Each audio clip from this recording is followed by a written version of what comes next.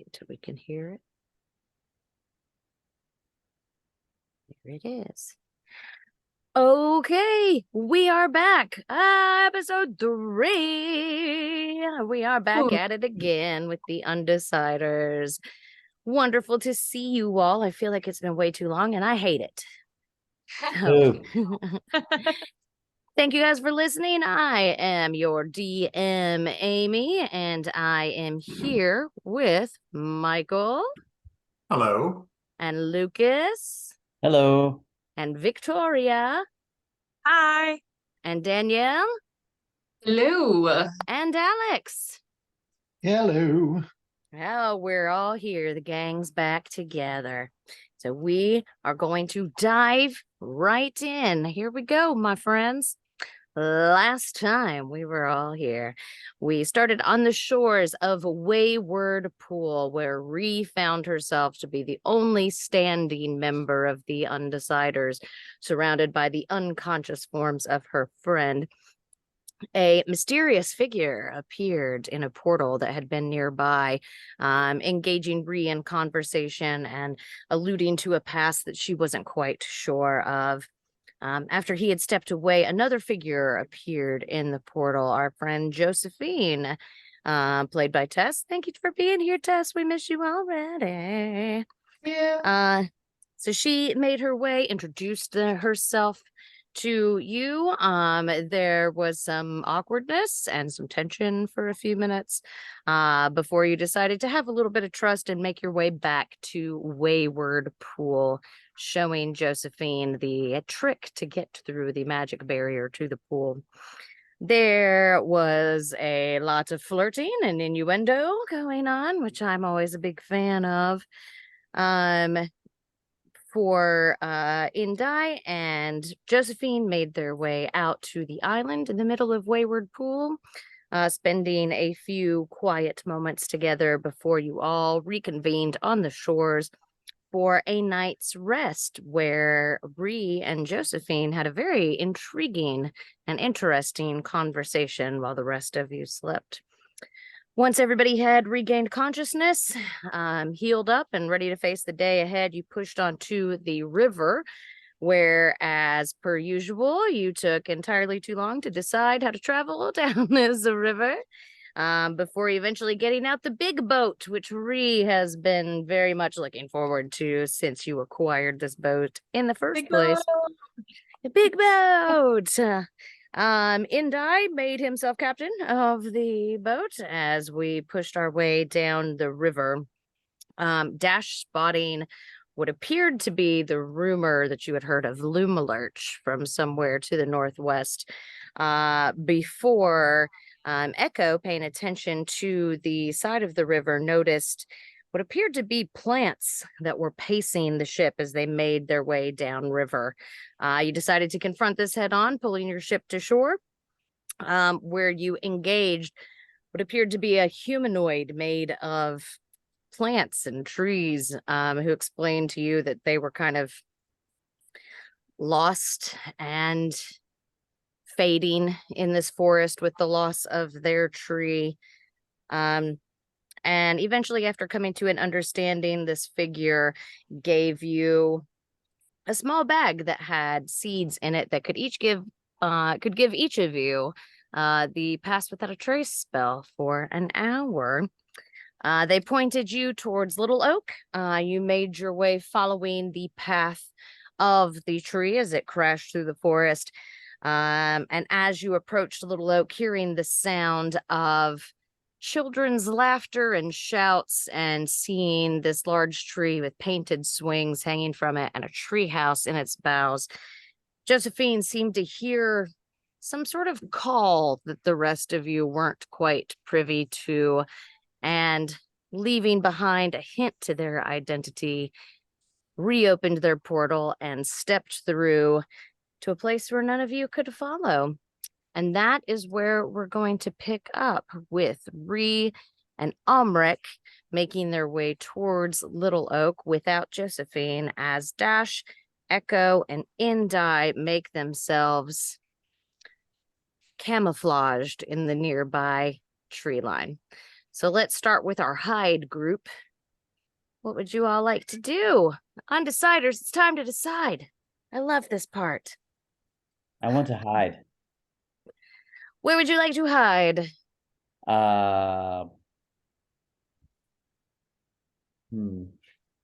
Can you give me an idea of my surroundings? Absolutely. So you guys have been heading through a pretty heavily forested area. There has been kind of a wide swath cut through the forest. You get the idea that it was made by Little Oak after speaking with Meadowleaf, who kind of leaned you in that direction. It's not, a nice, pretty little mown path through the forest or anything. It is filled with debris, toppled trees, trampled ferns and mushrooms and undergrowth. So it is kind of almost difficult territory, but not quite difficult terrain. But not quite. You can scamper over it, but it is so you've got sets of trees on both sides of you that go up and over, and then just kind of this trail of debris and destruction where you assume Little Oak has made their way through the forest. I'd like to just be able to keep an eye on everyone else, and is a crouch possible, behind debris? Yeah, absolutely. You can Okay. make me a stealth check. Okay. Echo and Dash, what about you? Well, we're rolling. I'm gonna tell Juniper to try to hide as much as she can, gesturing towards Indai. And I would like to climb a tree. Like to climb a tree? Okay. You can make me to climb either in aerobics or athletics. I'll let you decide which one works best for you. And then you can make me a stealth check. Juniper is going to fall back into the tree line, kind of to the south of you. So your left-hand side. And I believe you have her stats, so you can roll for her as well. And before I get rolls out of each of you, Dash, what is yours? Is there any kind of like rocks or anything in the forest or lone boulder or anything in the area? There are some rock outcroppings. They're not plentiful and they're not huge. This area seems to be kind of soft, loamy soil and kind of these big, massive trees. But there are some here and there that jut out through the debris and undergrowth. I think he'd just kind of like try to squirm his way into a little underneath the brush and in front of one of those little crags. Just try to let his natural color kind of help him blend in a little bit. Beautiful. All right, you can make me a stealth roll as well, please. I've also just been told that I said aerobics instead of acrobatics. So you can make acrobatics or athletics. Or aerobics. I like That's aerobics. fine too. I do too. Aerobics. I don't. I hate cardio. Indai, what was your stealth check? 7. 7. Yeah, Echo? big number. No, 23. 23. And for Juniper? Juniper, I just rolled a D20. I'm not quite sure. Yeah, what the modifier D20. is. I think that I sent you the stats, but I'll look it up Okay, on thanks. my phone. Of course. What did you roll for her? 7. 7. She has a +1, so an 8. So we got a 7, 8, and a 23. Dash, be the hero. Yeah, Juniper and I are high-fiving over our matching 8s.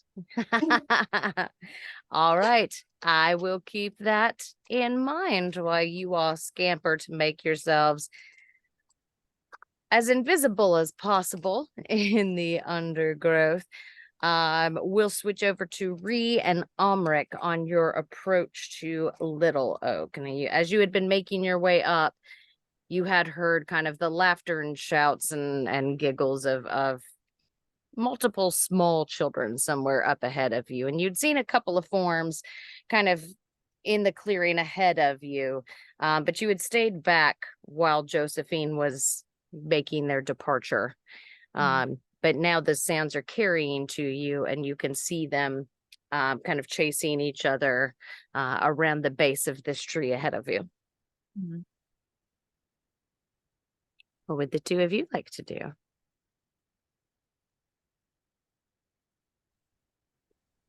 Shall we say hello? I think we should. All right. Well then, let's go.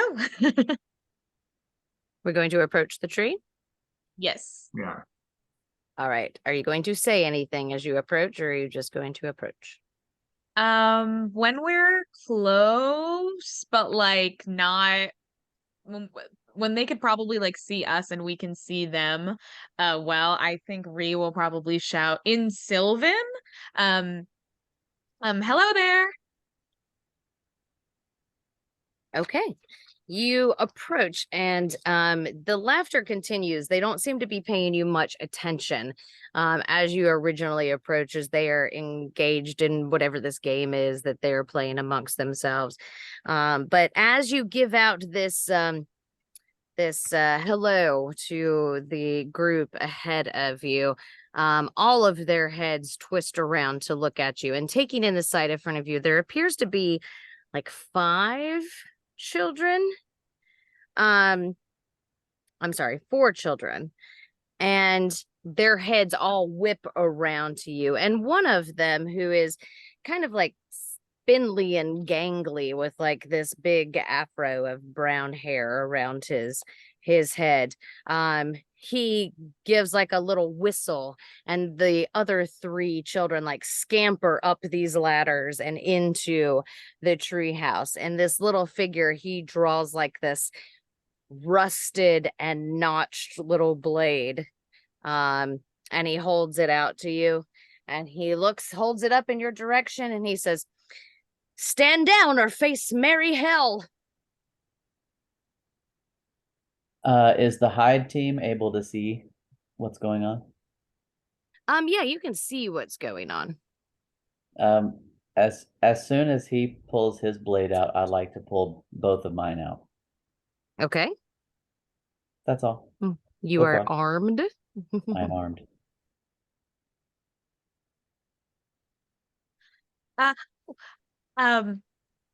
Hello, no, we mean you no harm. We're just here to see Little Oak. What do you want with Little Oak? We seek help to undermine, or if possible, even overthrow Granny Nightshade. We have seen the damage that has been wrought on this land, and would like to do what we can to help undo it. And we've been given to understand that Little Oak and those who keep company with Little Oak might be of assistance. Lamorna sent us.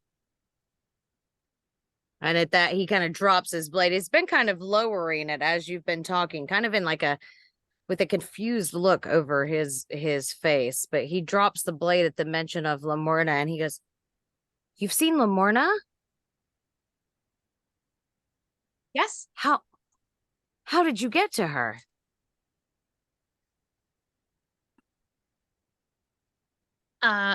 Well, we don't quite remember very well, actually.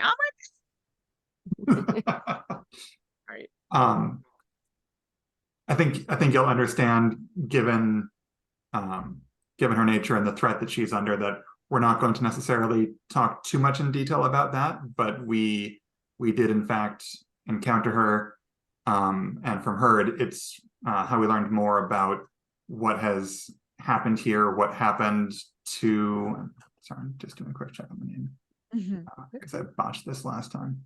Eladon, yeah, Lamorna's mate friend Eladon, who was captured by the hags of the coven, and Wow. the reason I'm being as circuitous as I can be about this is because shortly after we encountered her, somebody else came and tried to attack her. So we're trying to respect her wishes to remain secret and safe. Is she okay? She is. We were able to defeat the man who was trying to kill her.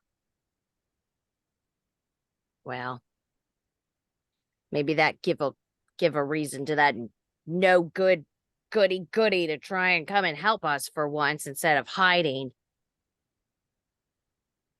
If you're really here to go against Granny Nightshade, then come on, you can come on up here and bring your two little friends out there and the big bear. As long as she won't eat us. She won't. We fed her recently. Indi will put his daggers away and stand up.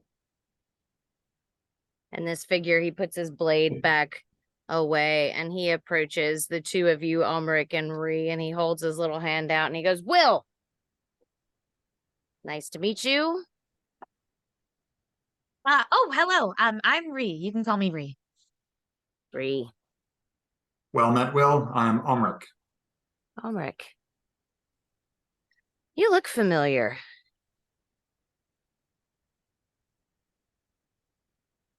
That's interesting, as I've never been here before. It's the armor and the cloak. Ah, you have encountered others from the Church of Ilmater. Maybe. It just looks familiar. I don't know. And oh, hang on. And he gives puts his fingers in his mouth and he gives a big whistle up to the treehouse, and you see the ladders roll down again, and kind of slowly three other little figures appear. One of them tends to be a very short little male dwarf, black hair, and he's growing like his first little whiskers, so he's just got like this crazy patchy stubble all over his face. And then there's a what appears to be a little lithe red-haired girl. You can't tell, maybe she's human, but she stands quite tall, so maybe elven, half elven, quite hard to tell. And then there's like quite a muscular, stout little girl with green skin and like dark mohawked hair. And they all kind of descend and just kind of wait back by the ladders and the tree. Are your friends gonna come join us? Oh, yes, let me get them and I'll message all of them very quickly. I guess not Echo because I can't see them. But that Can't see Echo. Everybody else Yeah. is fine. You see them just fine. And say it's all right. It's all right. You can come over. Yeah, Dash would I'll walk trot over. right on up. And bring Echo. Echo. I'll Aha. gracefully, hopefully, descend from the tree, looking as skeptical as my mechanic face can. And I'll drop walk down up. the tree, and Will is like, "Oh, you got a sneaky one in there too." I'm pretty sneaky myself. I'm gonna go over and stand by Juniper's shoulder with a hand as we make our way forward. Where did you find that big creature? That's incredible. She more found us. Wow. I wish you would have found me first.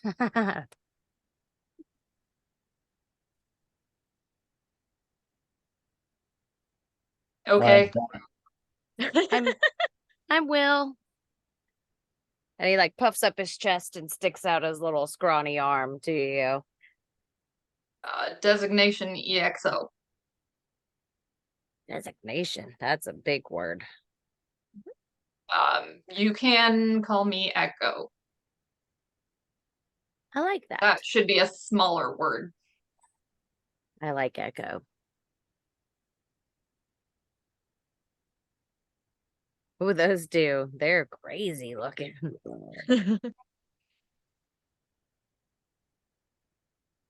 I'm Hey, in Will. die.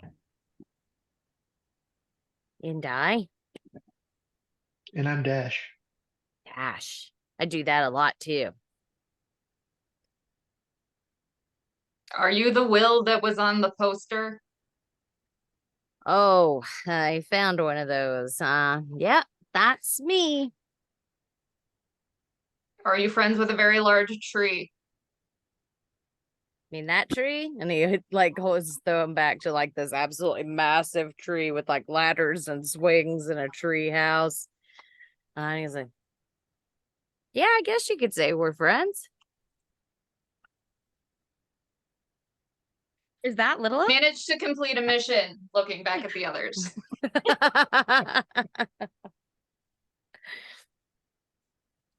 had a- Can we talk to this tree? I mean, you can try, I guess. Little Oak doesn't really talk. Well, do you communicate with them in any way? I mean, we kind of like share pictures, like images. Doesn't really talk. Not like we talk. Mm-hmm. Can we talk with Little Oak? I mean, you can try, I guess.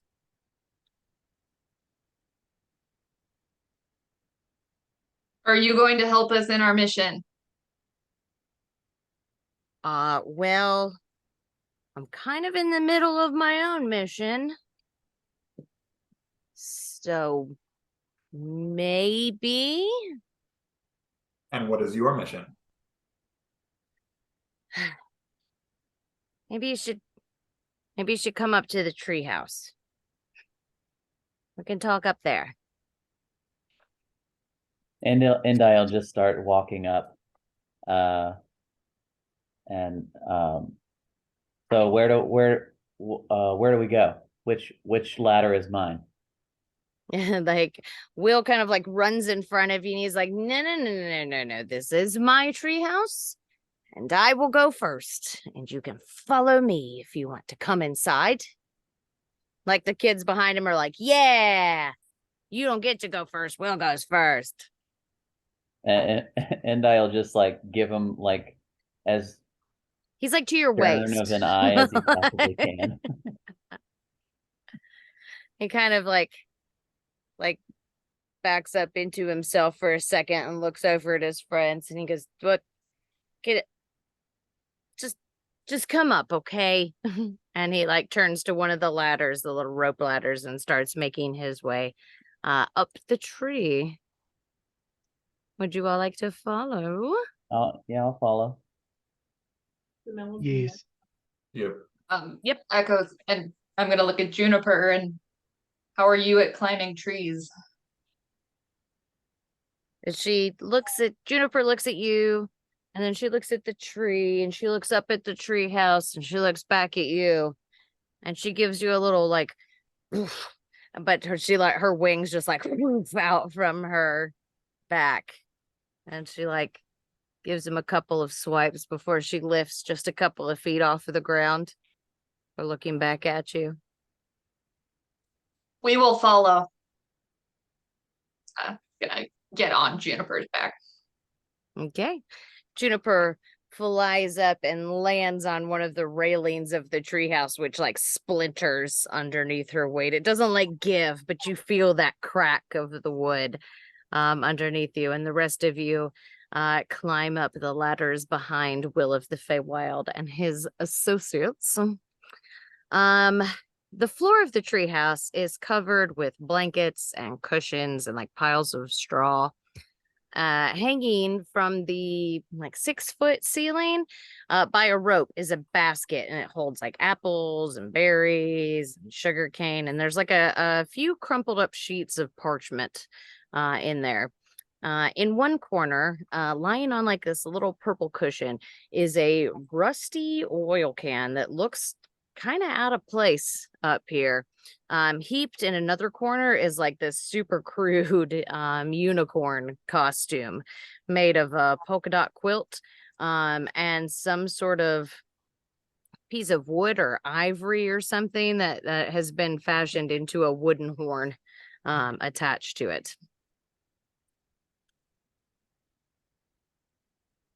I clamber up behind him, and Will goes, well, I'm, like I said, I'm Will, and this is Bobby, and he points to the dwarf.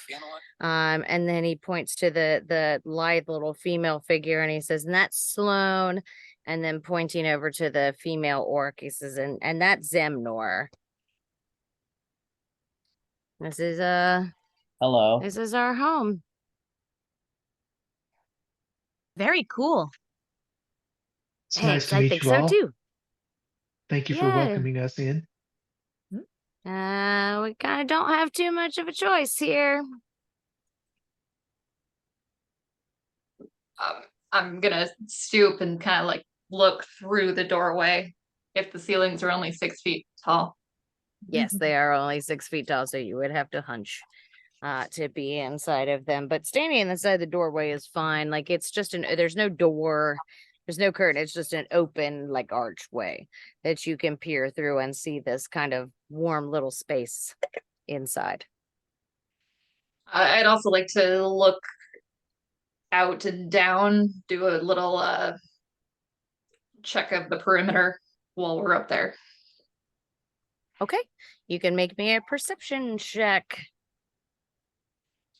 I'd like to look around in the since I'll just have a seat and just look around and see if there's anything of interest inside. Okay, you can also make me a perception check. Actually, you know what, Indi, yours can be an investigation check. Echo? 12. 12. With advantage. With advantage. Everything looks pretty peaceful and calm as far as you can tell.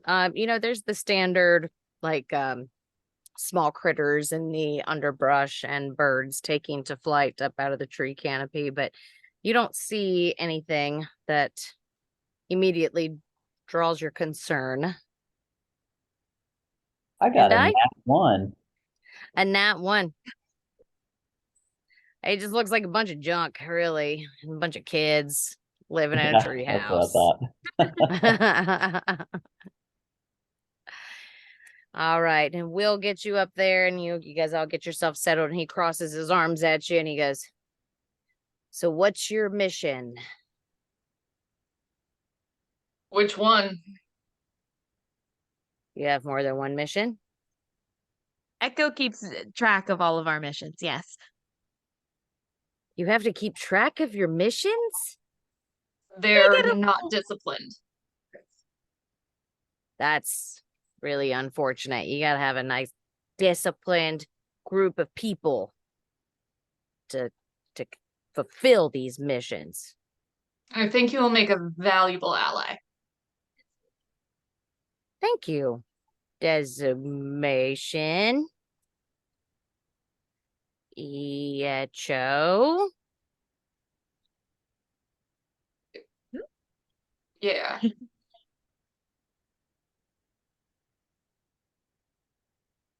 So can I? So our big mission, because everything is all tied together. Okay. Our big mission for the moment is trying to find Granny Nightshade and confront her. 2 of us have things of ours that have been lost or taken that we know are somewhere here in this land. We think she might have them. When we were back in Hither and confronting Bavlorna, another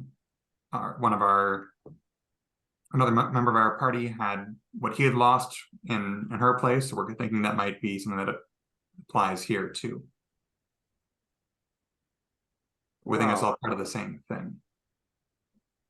I don't know about Hither or anybody called Bavlorna, but it's not hard to see Granny Nightshade. You can just go ask to see her. She'll see you. Even Are if you we wanna going kill her? are you going to see Granny Nightshade? That seems tactically disadvantageous. No, but it could be advantageous. Thanks. I got it. Yeah. Yeah, yes. We could use that. You got, and he turns to like his other little kids that are with him who all appear to be about like 8, 9 years old, maybe. And he goes, guys, we could use this. They could go in there and meet with her, and we could use the distraction while they're there. And there's like a little like excited kind of chattering and mumbling amongst themselves. And he turns back to you. I just kind of break it up and like, hold on. You want to use us as a distraction to do what?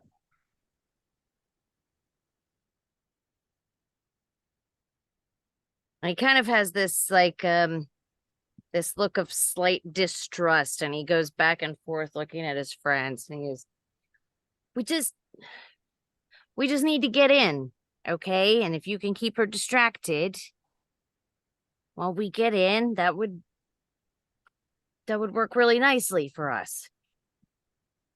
I think I will stand up and like put my hands on both of my daggers and say You see all their hands go to weapons. We're gonna need better than that. A better explanation than that. Now, you need to remember whose home you're in. Yeah, I'm gonna put a steadying hand on Indai's shoulder and try to discourage him through sheer passive aggression to back down. Sheer passive aggression. Perhaps your mission aligns with ours. You might not even have to go if you tell us what you need.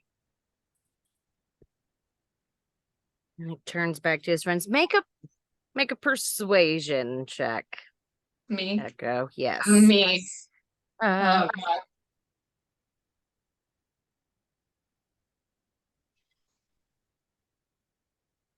17?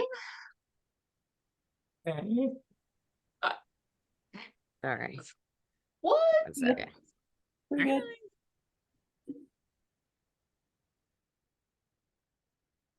I write down some of the best quotes and put them in the Facebook group.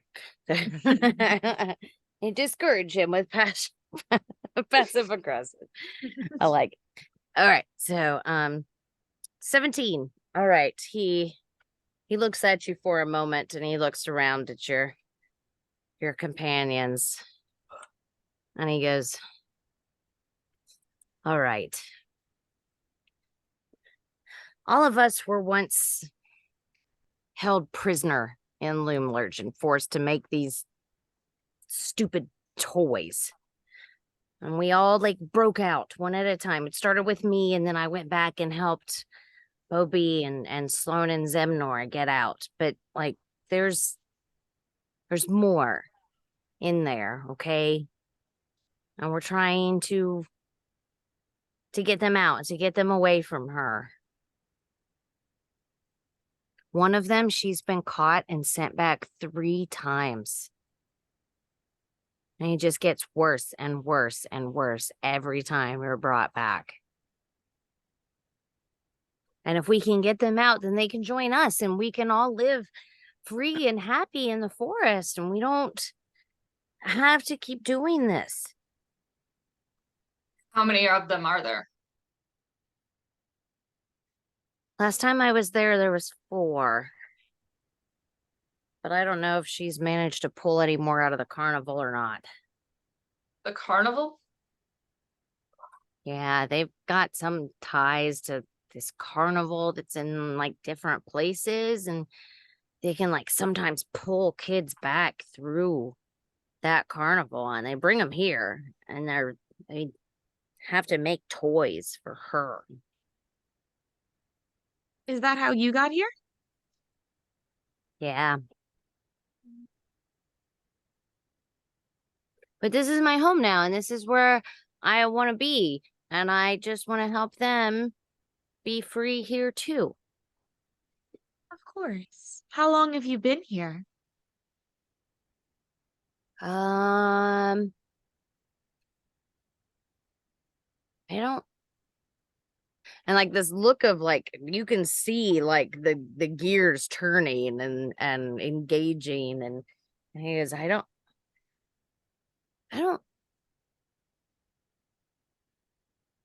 know. And like his look of absolute confusion just appears on his face, and it's like it seems like that's completely encompassing him now that you've said it. And he seems to almost like disconnect from the situation and from you all while that processing is going on in his mind. And it seems to almost have drawn almost like a barrier between you as he's kind of processing this information of he doesn't really know how long he's been here.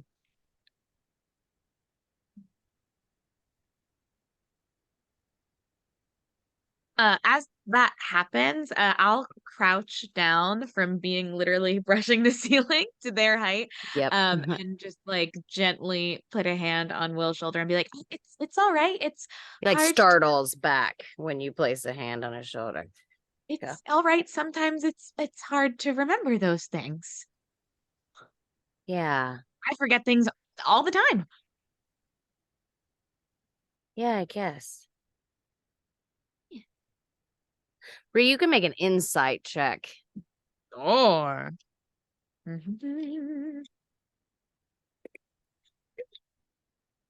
I'll just say, what's happening? What happened? Why are you being weird?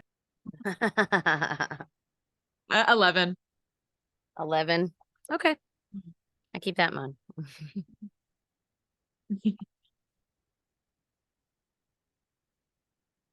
Well, I mean, oh no, we lost Michael. Boo. I'll pause the recording. We'll resume recording. Okay.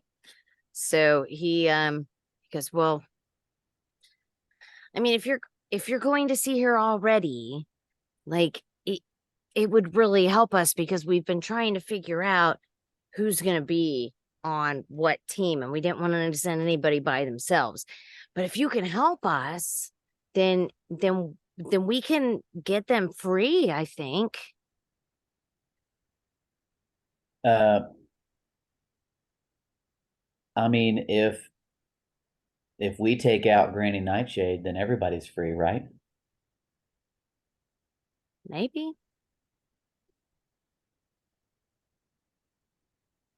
Hey, what are you gonna do? Just go Number and kill her? 27. Are you just gonna go kill her? That is, if that is the mission. You really think that you could just go after Granny Nightshade like that? I mean, I don't know. What kind of protection does she has? Is it just her? What are we dealing with? I mean, it's just ultimately it's just her. She's got a lot hidden in Loom Lurch, though. Like she has the screaming scarecrows, and she has the tin soldiers, and she has Cradle Fall, and she has all kinds of little tricks up her sleeves. I think we're going to want to learn a lot more about each of those. Mm-hmm. So you said Oh. scarecrows? Yeah, Screaming ones. yeah. In her garden. And tin soldiers? They're kind of like security, I guess. So like every time the screaming scarecrows go off, they go running out there to see what happened, or anytime there's a disturbance, they just kind of appear really quickly. I don't know how they know or where they stay or anything like that, but kind of like a security, I guess. How did you get your friends out? Just kind of slowly over time. I started with Bobby here, and he gestures to the little dwarf who like gives you guys like this big like shit-eating grin as he's like chewing down on some little foul leg. And he just grins at you as grease drips off of his face, and he goes, "Yeah, I was the first one out. Right after Will, I was the first one he came for because he knew he was gonna need me." And Willow's like, "Yeah, I got really lucky that time. Actually, we were chased out by a couple of tin soldiers, but we were faster than them. We made it all the way here to Little Oak, and then Little Oak helped us get rid of them." How did Little Oak do that? Well, he just kind of started smashing things. It was before we built the treehouse, and he just brought these big limbs down and was like, boom, boom, boom, and they were just crushed right after Little Oak got done with them. Then Maybe. why Go ahead, Ree. then why couldn't you just bring Little Oak to Loomlurch? It seems like he would be incredibly Well, I helpful. mean, Little Oak is great, like great. But have you been to Loomlurch? No. It's really big, and there's lots of things there. And Little Oak can do a lot, but I don't know if he could do that much. And Little Oak is our home, and he keeps us safe. And I don't know if I'd want to risk him like that. Of course, that makes sense. And Not a a whole lovely lot of trees that can move, you know. No, he's the first I've ever seen. It's the first I've ever seen too. What does Granny Nightshade do with the toys? You know, I'm not really sure what she does with the toys. I know that sometimes she takes them through this big mirror that she has. Sometimes she'll get a whole bunch of them and she'll go through that mirror, but I don't know what happens after that. And then sometimes she'll put them in, like, she has this bag and it doesn't look big enough for these things to go into, but she just keeps putting them in there. And then she hops on this, it's like a rocking horse, but a really big rocking horse. And it goes flying into the sky and she disappears into the fog. And then she comes back without any of the toys. And these are the toys you made, right? Well, the toys that I made are probably long gone by now, but there's toys being made by other kids. But what kind of things were they? I mean, I made lots of things. I made rocking horses. That seemed to be the main one. And then you're gonna have to let me scooch to my notes because you're killing me.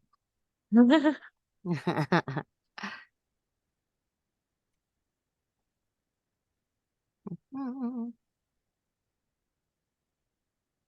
glad I have editing now. Have you guys seen any giant flying creatures come around up here? Yeah, not too long ago. There's like this really big creature. He comes out of the mountain to the north. And he just flies down, and sometimes you'll hear him yelling, and sometimes there's fire, and then it goes back up. But last time it went up there, it was kind of like flying funny. Oh no, it seemed like it was having problems keeping itself in the Serves him air. right. But he made it back to the mountain, so he's probably fine. With toys, I made lots of toys. I made nesting dolls and I made little stuffed animals, and we made little like playing cards and dolls and puppets. There's all kinds of stuff. Basically, whatever she felt like she wanted that day. Sounds creepy. Probably. Hmm.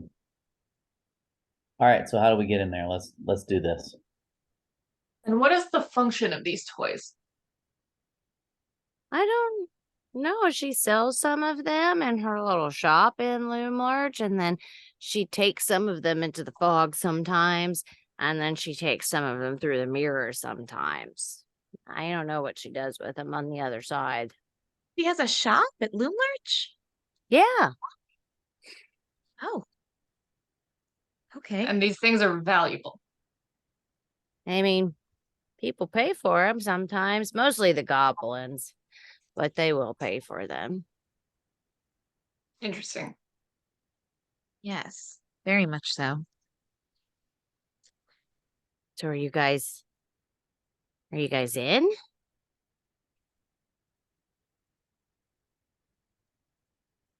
Well, our I mean- eventual goal is to go there regardless of the situation. So if we can Oh, do so in a way that's going to benefit all of us, then seems smart.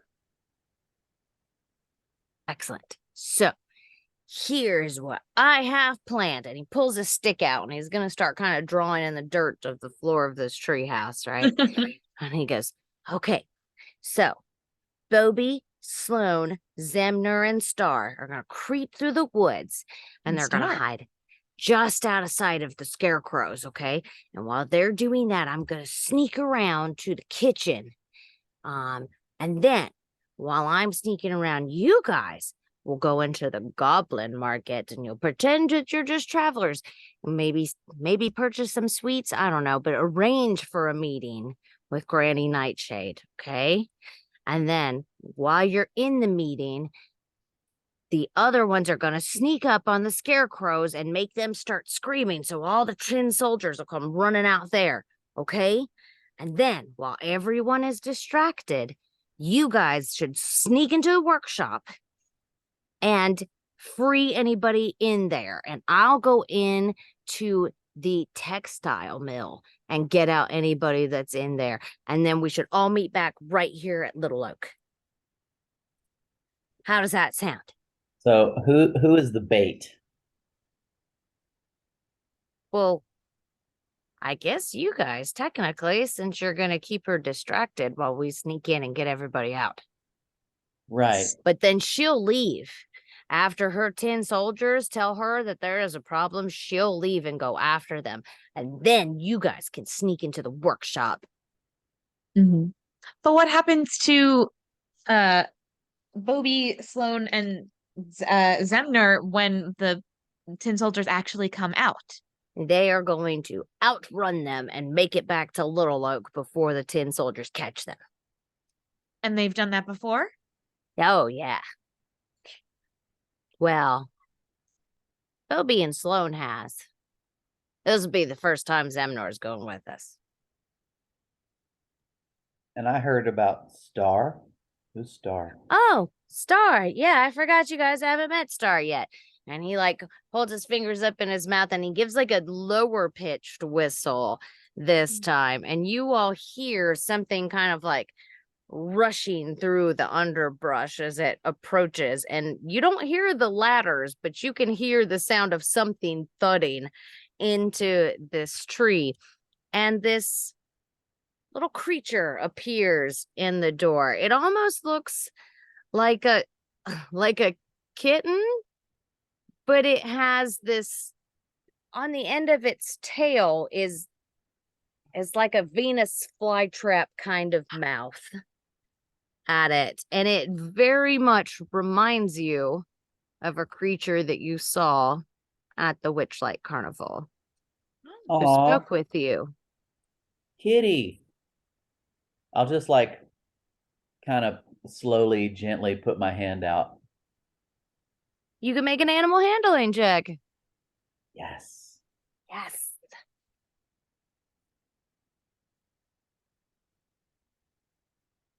I'll give you all time to look at your notes. 18. 18. It kind of comes up and gives you a little sniff a couple of times, and then it gives a little chirp, like brr, and it like shoves its head underneath your hand, but the tail of it like wraps around your arm. Now don't eat me. Don't eat me with your little tail mouth thing. Little guy. It's just like rubbing up against your legs after you give it a couple of Aw. scritches. I love him. Can I keep him, guys? No, that's Look, mine. He came here at the same time I did. He's my kitty. all right, all right. Jeez.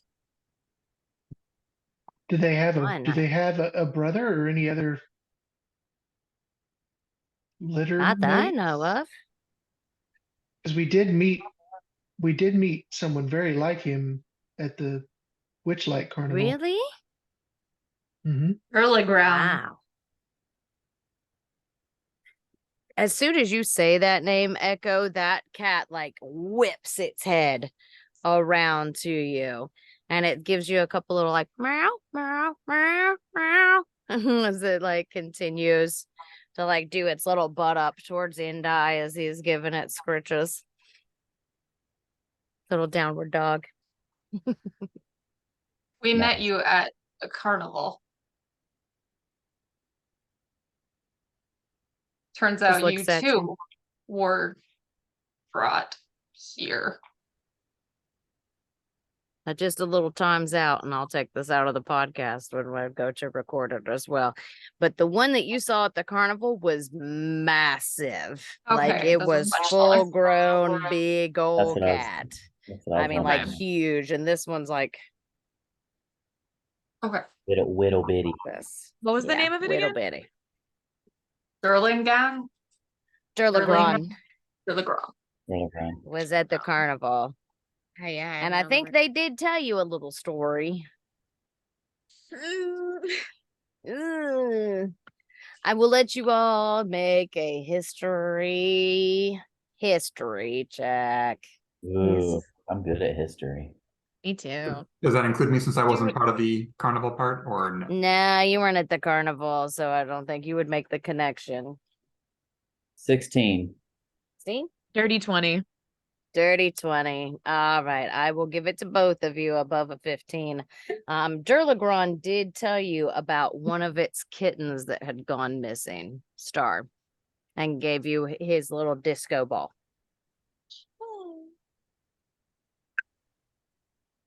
Oh yeah.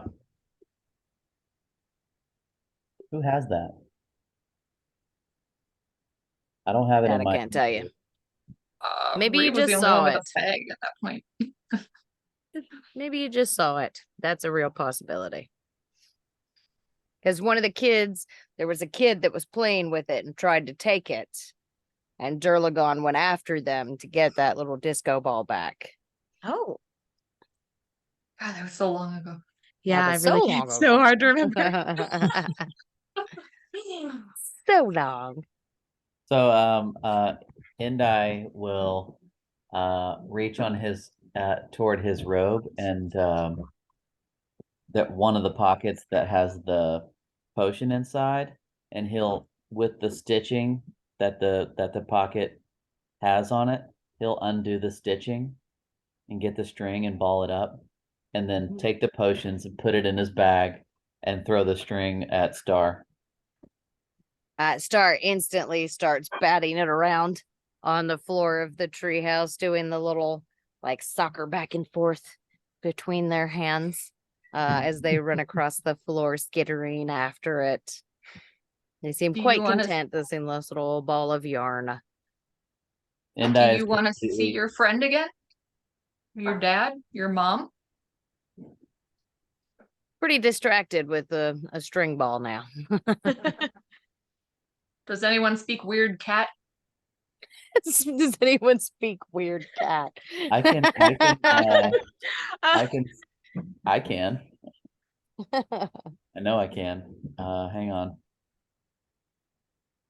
Oh, really? Look at my list of thingies.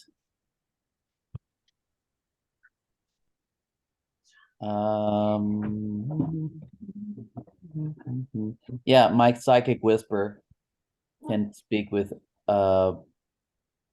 telepathically with any creature within 1 mile. And we don't need to speak a common language to understand each other. Oh. Mhm.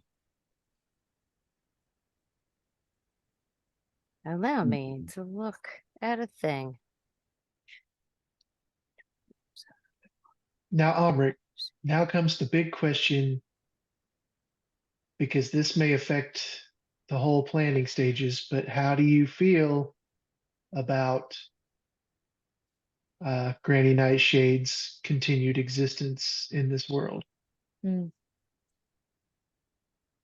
I think that's a fair question, but for right now, if we've got suffering children, that needs to be the priority, is relieving the suffering of the children. Yes. And hopefully stopping more children from being brought Yep. into the suffering. Yes. Gotcha. My only thinking is that if they cause a situation that pulls everyone away from Granny Nightshade, would that not also be the perfect opportunity to attempt to remove her from the equation in one form or another? We're gonna kill Granny Nightshade. Have to kill And her. that immediately just stands up and goes, yes. Though we may also want to factor into our plan, though yours is a very good one, Will. Perhaps having the time to look for our items, or not, I shouldn't say our Omric's and Dash's items. Doesn't Dash make toys? Oh. No, I did make a kind of a doll-ish sculpture one time, but I primarily just make pottery and ceramics of various types. I may Toys. not fully grasp what toys are for. Maybe when we're at Loomlurch, we can grab you one and you can have your first toy.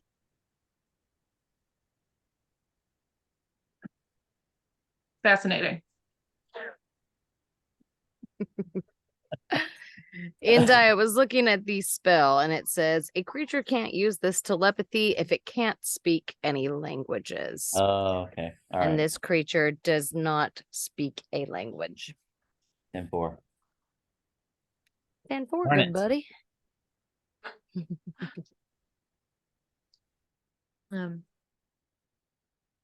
I mean, I guess if you want to like kill her, we can just cause a distraction while you kill her.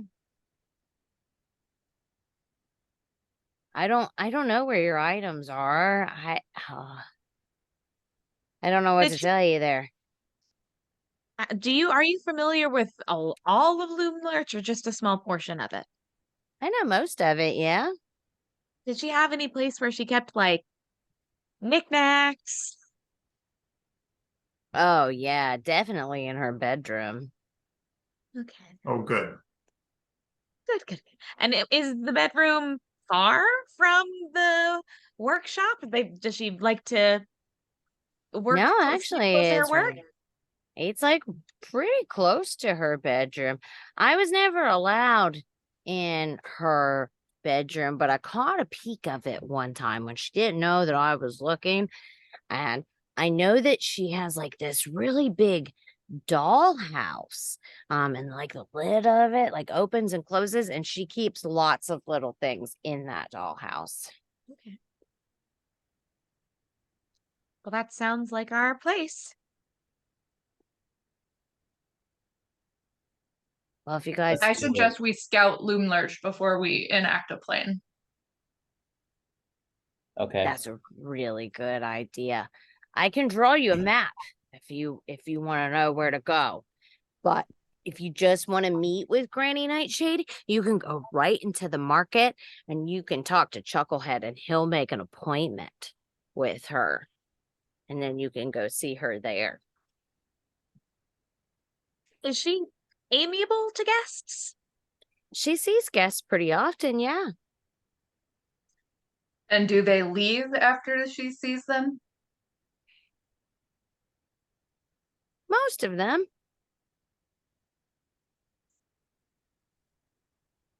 And Okay, let's what go. happens?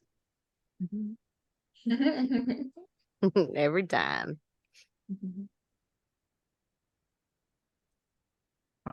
Sounds like we should keep anything sharp sheathed while we are near her. Oh, That's yeah, something she we won't could- like that. That's for sure.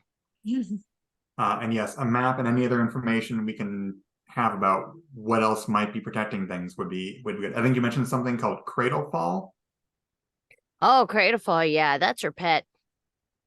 Her pet what? It's like this green flying lizard thing. Mhm.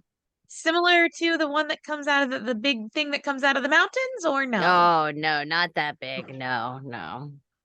It's Right. barely bigger than Star. No. Well, that can't be too bad then, right? Who knows? He's not Thus really like ended many great adventures. mean. He just kind of is. I don't know. He definitely wasn't the worst of them, that's for sure. Cradlefall, you could at least like give him some treats and he would run away for a little while to eat on his treats. And he's got little hidey holes where he likes to be. So you can just like find him and give him like a little joint of meat or something. And then he is happy as can be to just stay there. What kind of treats does he like? Like mice and bats? Probably. Interesting. Probably, yeah.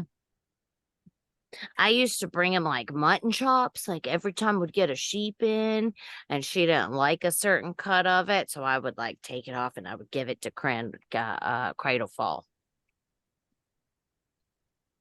Okay. Unless the guy under the trapdoor was really hungry. If he was hungry, I'd give it to him. And who was the guy under the trapdoor? I don't know his name. We didn't get a whole lot of time to talk. Did it seem like he wanted to be under the trapdoor? No, not Okay. at all. All right. He's been there a long time, though. I think she just kind of got bored with him. Uh-huh. Does happen sometimes.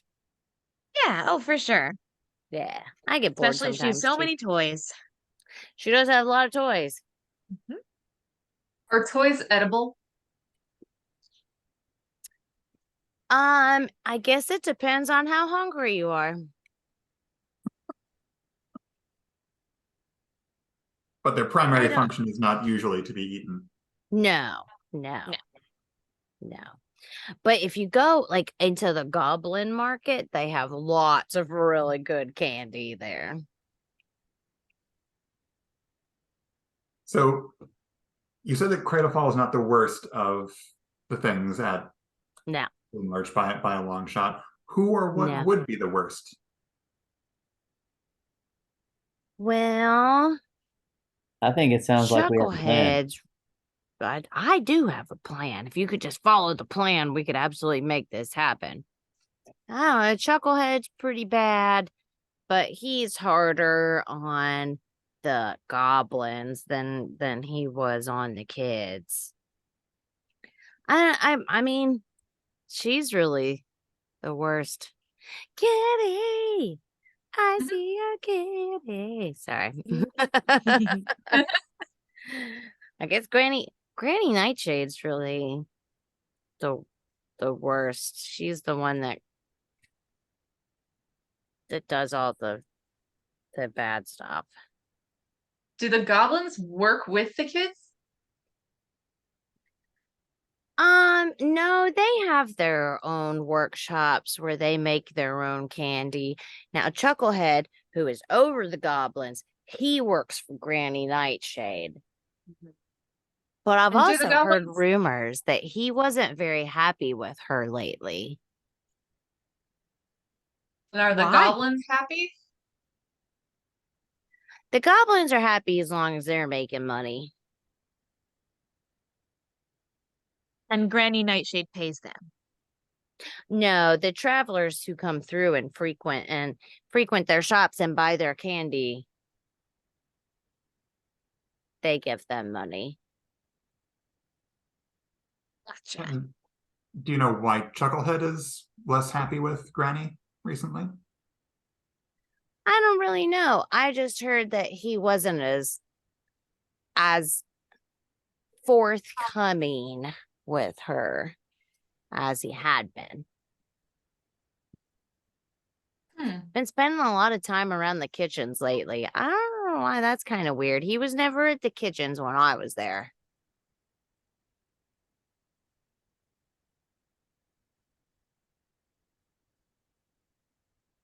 This could perhaps be a good strategy of divide and conquer at this point. Take I away agree. a leader's resources. Mm-hmm. This could be a way to weaken Granny Nightshade. Mm-hmm. I agree. Do either of you feel your things here? So neither one of you have felt it any more or less intensely than when you entered this realm. It is here. You know it's here, but you're not like overcome with it is here and now, and I have to find it at all costs. Consequences be damned kind of situation yet. And we didn't feel any wiggle when we were at the river split. No. Hmm.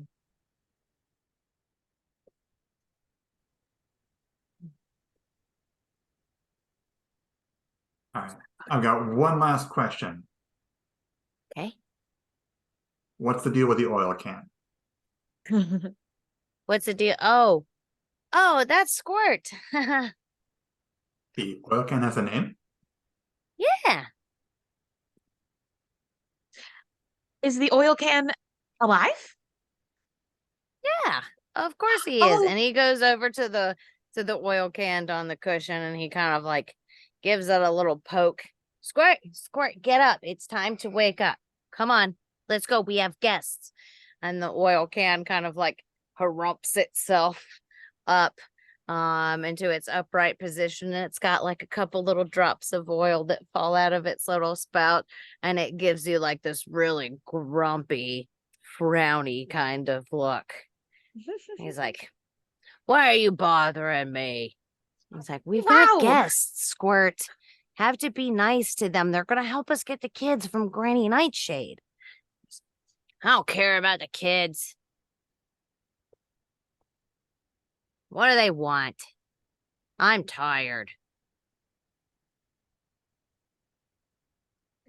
Ree literally like crouches down and gets on her knees in front of the thing. He's like, hello, Squirt. Oh, I would love Ugh. to know Why? everything about you.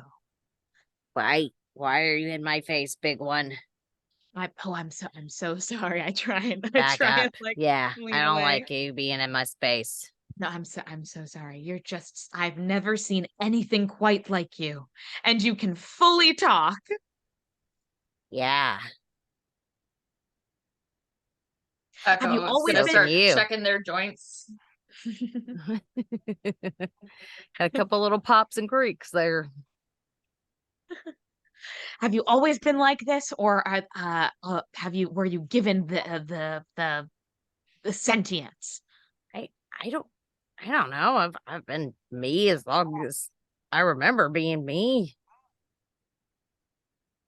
Will, how long have you had this incredible creature? I was like, oh, he just kind of followed us out of the workshop. he used to, so there's these creatures in there that they leave this kind of weird oily residue, and Squirt used to go around and like soak up this oil, and then it would make him like super happy, and he'd go off and do really crazy things. But then like once he ran out of the oil, he's gotten really cranky lately, and I can't get him any more of the oil without going back to the workshop, and I don't like doing that very much. I say we Well, I say we go to Loom Lurch and you know, we've sounds like we've got a few things to do. mhm. Audible Uh, sigh.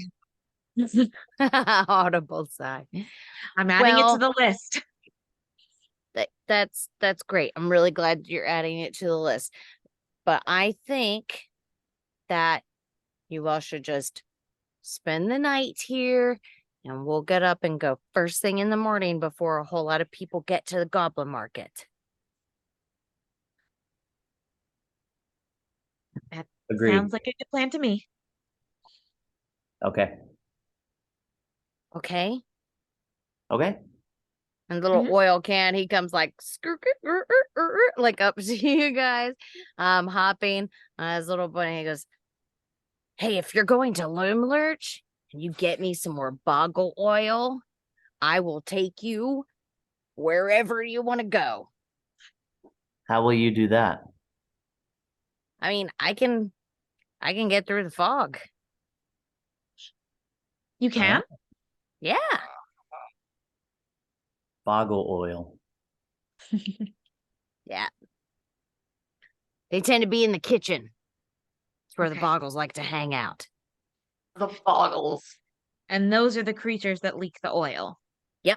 Yep, you'll Okay. find it. It's not even hard. If you get a hold of one and they haven't left oil all over the place, you can just squeeze it really hard and give it a twist, and it'll like exude this kind of oil. And you just scoop it up, bring it to me, and let's get all filled up and have a great time. Do we have a jar in the room that I can put in my bag? I will I can find you a jar. If you agree, I will get you a jar. All right. All right. Boggle oil. That's great. That is fantastic. I will find one by the time you leave out tomorrow. Okay. Good night. And I'll just walk out and then start going down the ladder and just sit by the tree and start hanging out. He gives a little as he like hops off into like out of one of the side doors of the place, and you hear like a as like the metal hits the ground where he's like launched himself off of the tree house and like takes off into the woods. You hear his little clanks as he jumps off into the forest. Will looks up at you and goes, that's the most excited I've seen him in a really long time. So that's something, I guess. You guys are welcome to sleep in here, I guess. Or your friend went down to the base of the tree. That's weird. It's cold there, but okay. If that's where they're comfortable.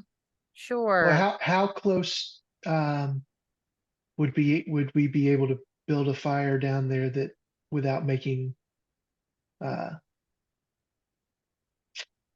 big friend here antsy? Oh, I mean, if you go just like, I don't know, just a little ways across the clearing, he'd probably be fine. I'll let him know. And he goes up and like hugs like the main part of the like main trunk of this tree, and you hear him kind of like whispering to the tree, but you can't quite make out what he's saying. And the leaves on it give just a little rustle before they like kind of settle back down. And he turns to you and he says, that's okay. You can start a fire in the clearing if you want to. Great. Thank you, Little Oak. Echo will have watched that entire exchange very closely. He's just kind of whispering like, hey, they're gonna help us get the rest of the kids free, okay? So they're gonna go down and they're gonna start a fire, and don't freak out, okay? It's fine. They're not gonna hurt you. Just be really chill because they're gonna help us, all right? Okay, thanks, big guy. And like that's like the whispers that he was giving to the tree. Because Oh, this is okay. Squirt I kind of suggest we sleep in the tree tonight. I think so as well. You can sleep up here.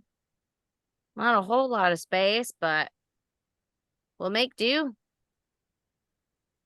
Squirt kind of gives me some Ghibli vibes, I think. I've never watched anything by Studio Ghibli. I know. Oh, What? I know. the I oil can know. and the little flame can be a bestie. Just give It's in. Calcifer. It reminds me there's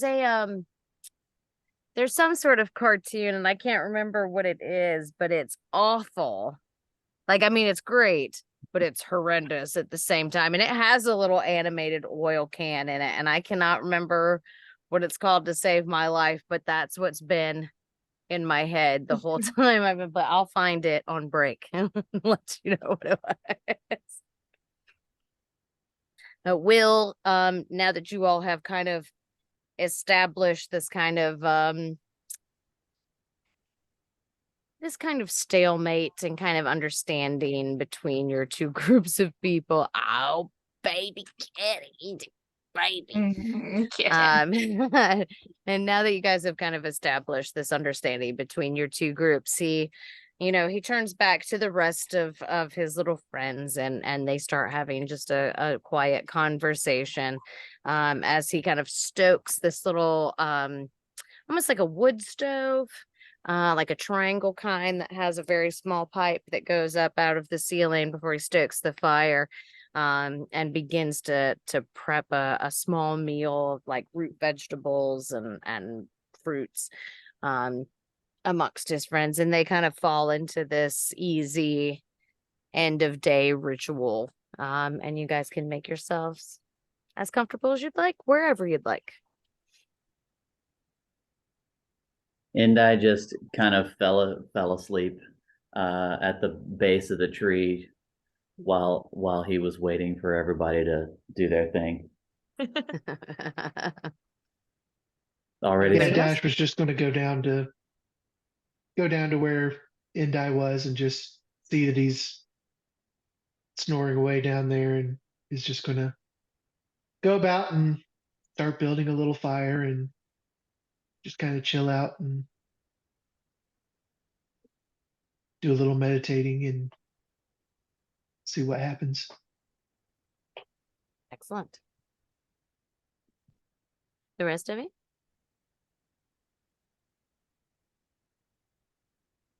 I was gonna try to sneak over to trunk of the tree where Will hugged it. And, hoping everybody is distracted, I'm gonna give it a hug and say, I too am part tree. Oh, You feel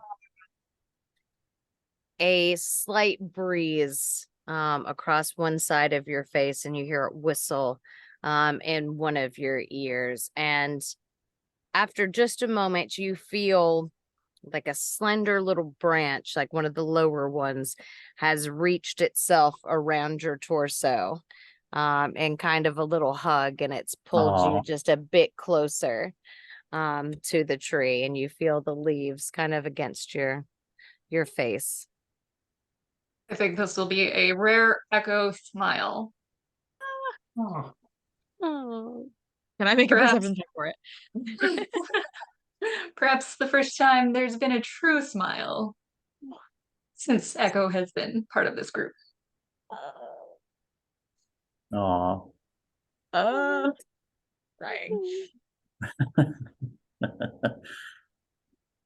we'll Mama post up can read. next to Juniper outside. Oh,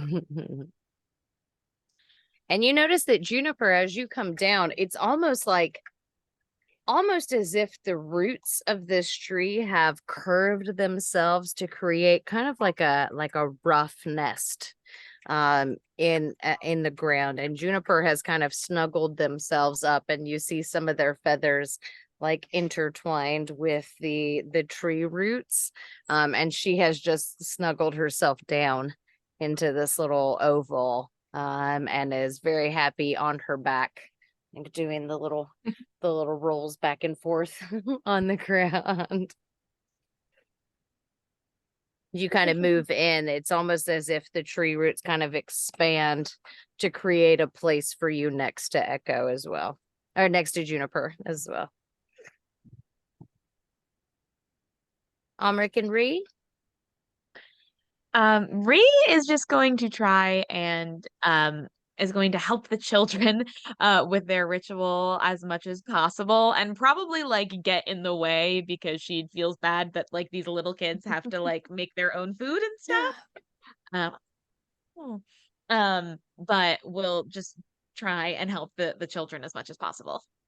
All right, they absolutely accept you into their midst, and like include you in kind of the things that they're throwing into this pot and heating amongst themselves, and they're kind of cracking jokes and telling stories of the time Little Oak smashed a couple of pixies with its branch as it was shoving through the forest, and there's a lot of like reminiscing and tales, but it is, even though they're laughing, you can kind of get the seriousness underneath it, and kind of the determination of them moving forwards, and how they feel about these people that they are attempting to rescue.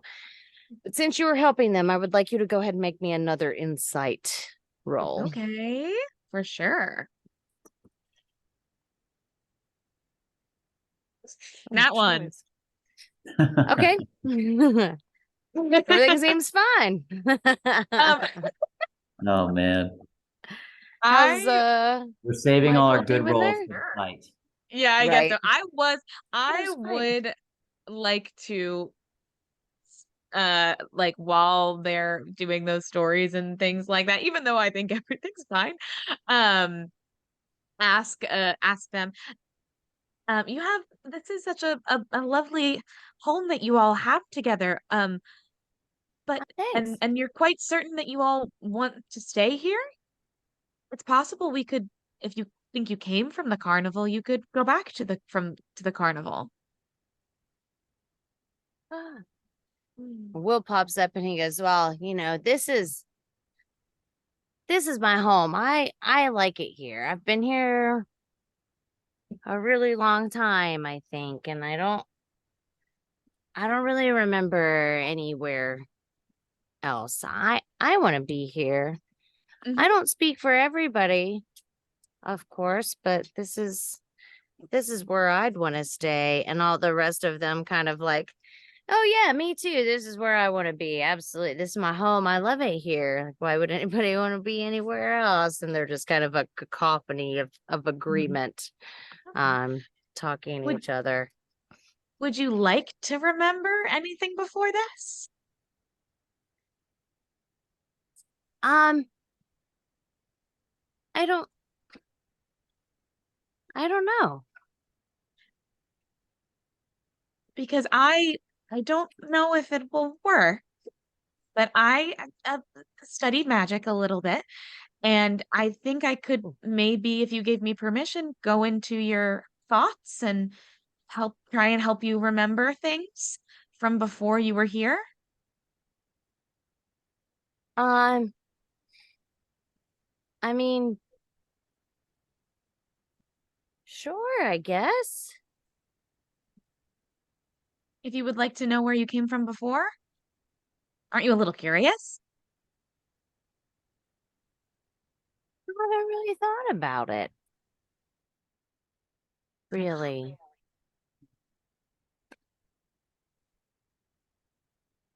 Well, it's up to you. If you don't want to think about it and you're happy not thinking about it, that's fine. But if you want to, just let me know. I don't want to make you upset or anything like that. You're having such a wonderful evening. Oh, okay. Let me think about it. Sure. I'll let you know. It's an open invitation whenever you'd like. But for now, you can just keep telling me the stories of Little Oak smashing things. That is the best part, little smashing things.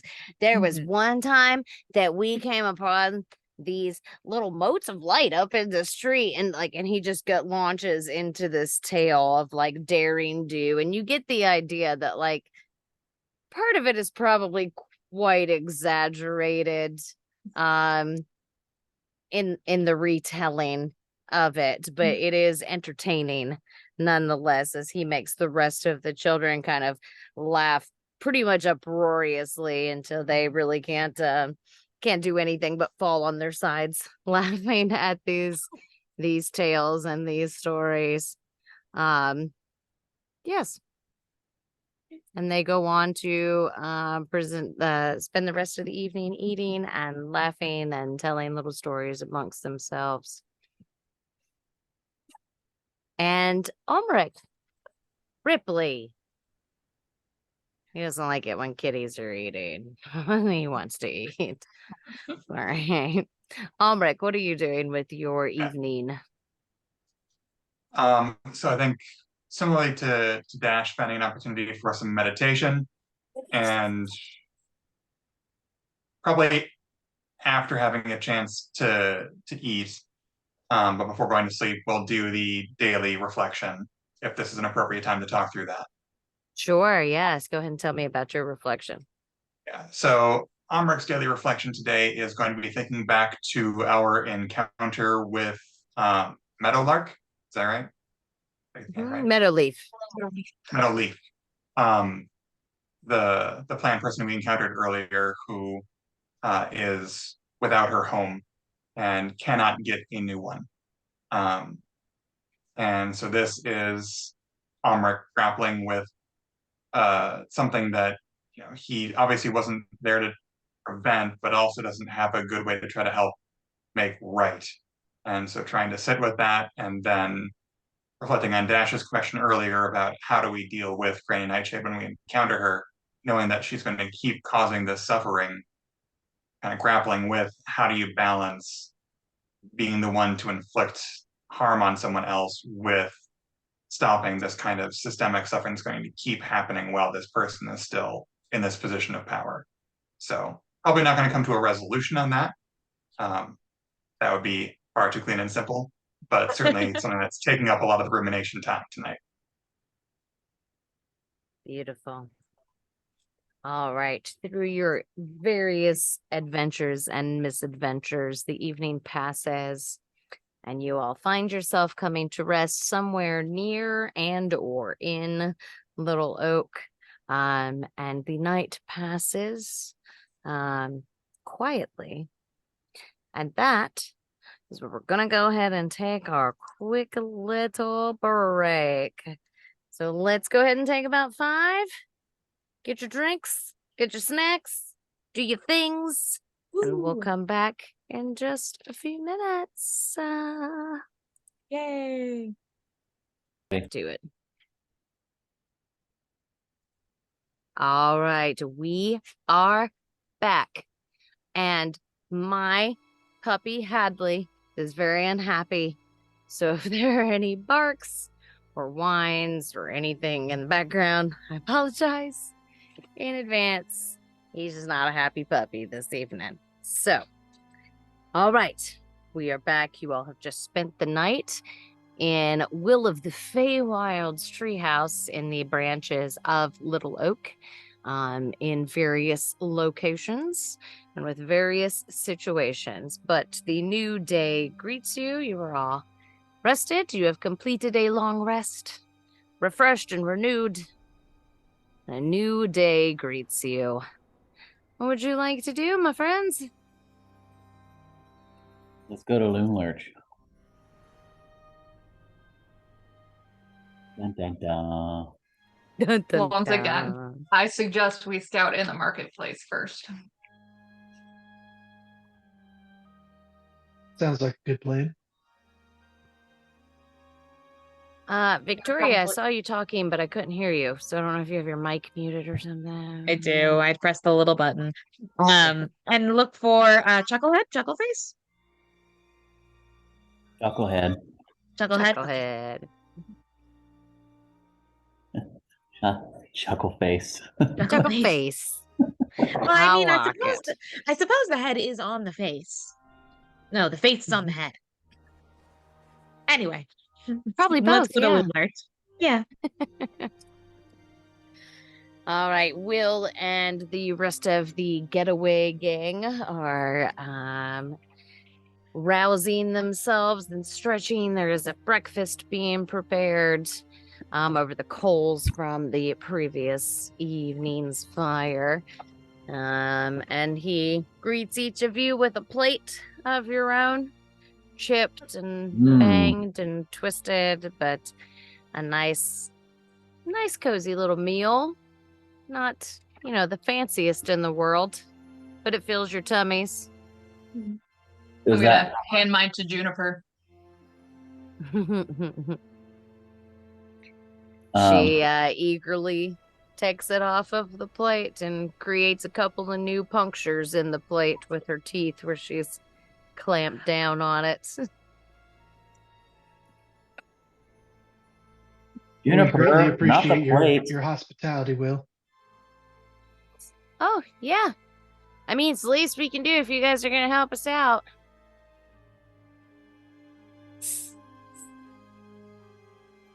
Maybe we can swipe some more stuff while we're there. That'd come in handy, huh?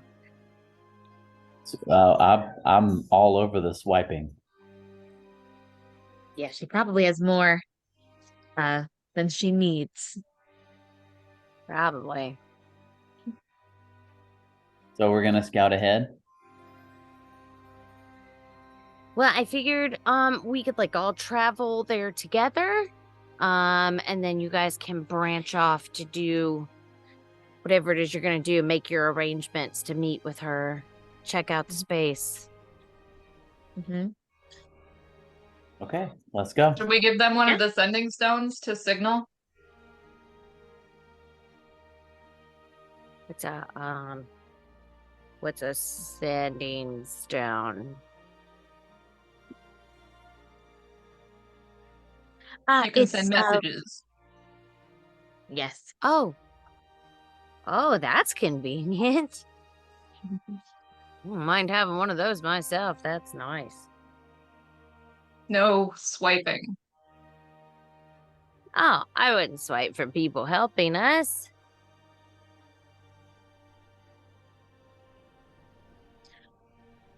Well, when we split up, we'll travel together for now, but when we split up and we begin the plan, we can give you one so you can let us know when it's time for everything. Oh, well, I mean, I guess that'd be up to you guys whenever you arrange a meeting with her. Then we'll move. Oh, yes, because we're the distraction. Kinda. Don't forget you have to get into the workshop too. So once she comes out of Loom Lurch chasing us, then you guys go to the workhouse and you free anybody that's in there, and I'll go into the kitchen and free the people that are in there. Yeah? Yes. Okay. Okay. All right. Well, if you guys want to follow me, we'll get going if you're ready. All right, we'll follow. All right. Let's go, gang. And he takes off into the forest. And Echo, you in particular notice that they leave very little trace behind them. It's almost just like a small game trail.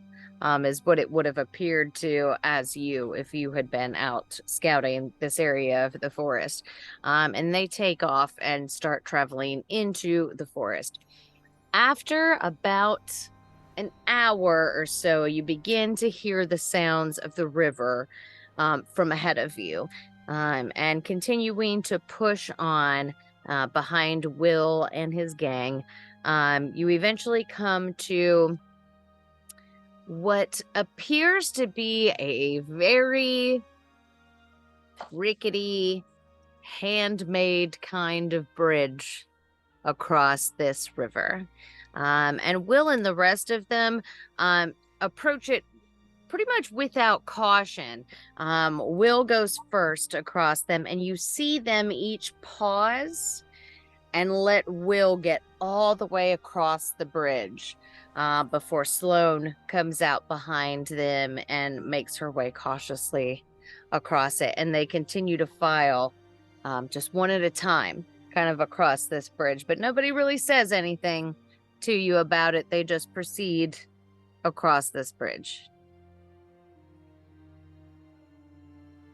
Everybody else? I think I'll go first. Okay. You begin to make your way out across the bridge. Are you going to wait for Bobby to get all the way across to the other side, following the pattern? I don't think that Indai would pay attention to that. I think that he would just start to move. Maybe he would wait a little bit, but he would just be too anxious to go ahead and go and start going across. But I'll grab him by the belt before he can actually do it. Yeah, me too. Ooh. Are you going to resist them? I'll be like, hey, what's going on? What are you doing? Leave me alone. They're going one at a time, and they seem to know what they're doing. Probably good for us to follow.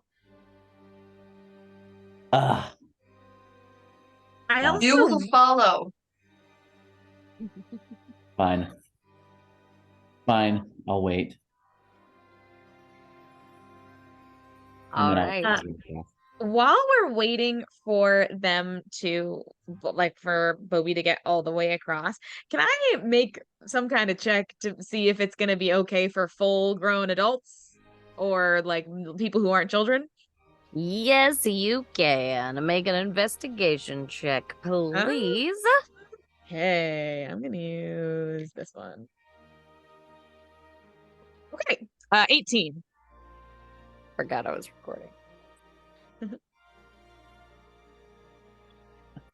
18. At 18. All right. Looking out across the bridge, you can definitely see that there are at least 2 to 3 boards that are a bit more weathered than the rest of them. And while it looks like they're holding these children's weight, I mean, these kids are somewhere between 8 and 11, you know, like they're very light.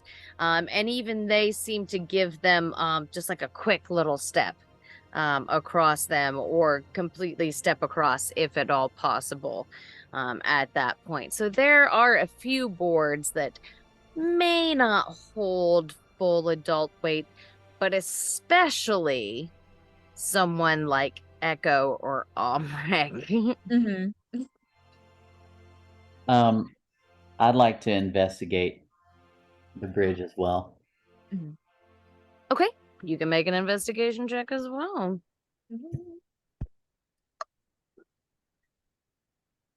12.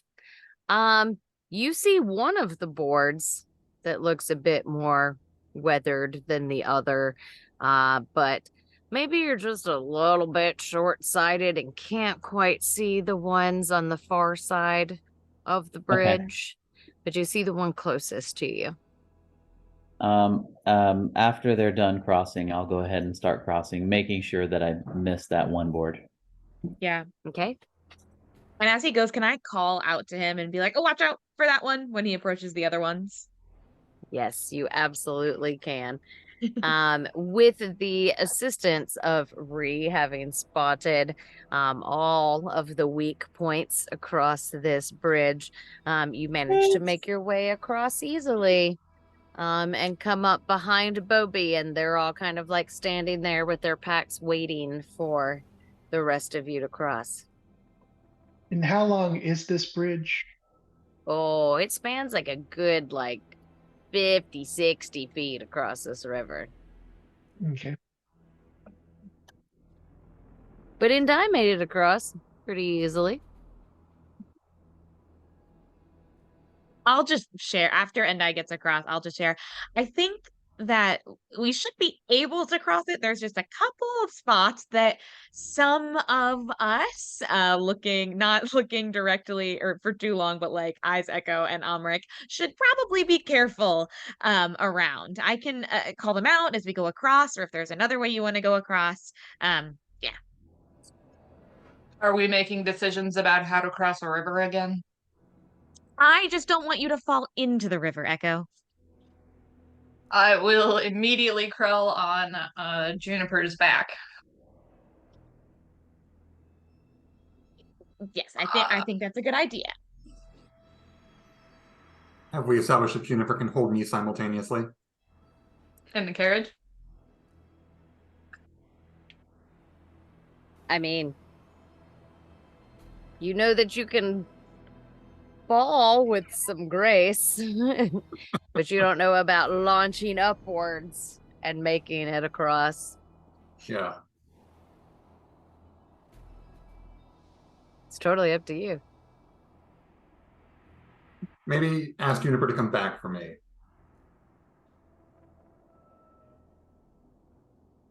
Echo, you're going And if she doesn't to want get to, up I on can risk the Juniper's back? bridge. You can. Yes. Let's cross the river and stop debating. Will you go back and pick up Amrik? She just head butts you on the side. Okay, let's go.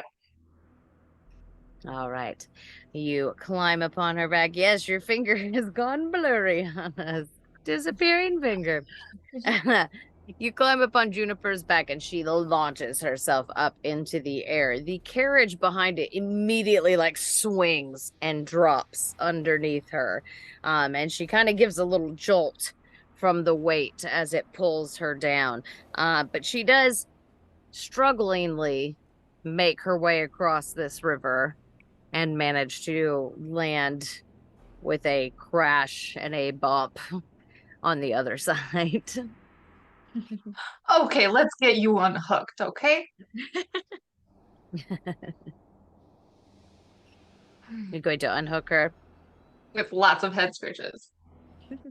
And maybe She a will lean hat into bat. it. You want a hat bat? She gives you a little Gonna take off her hat and do the thing. roll a d6.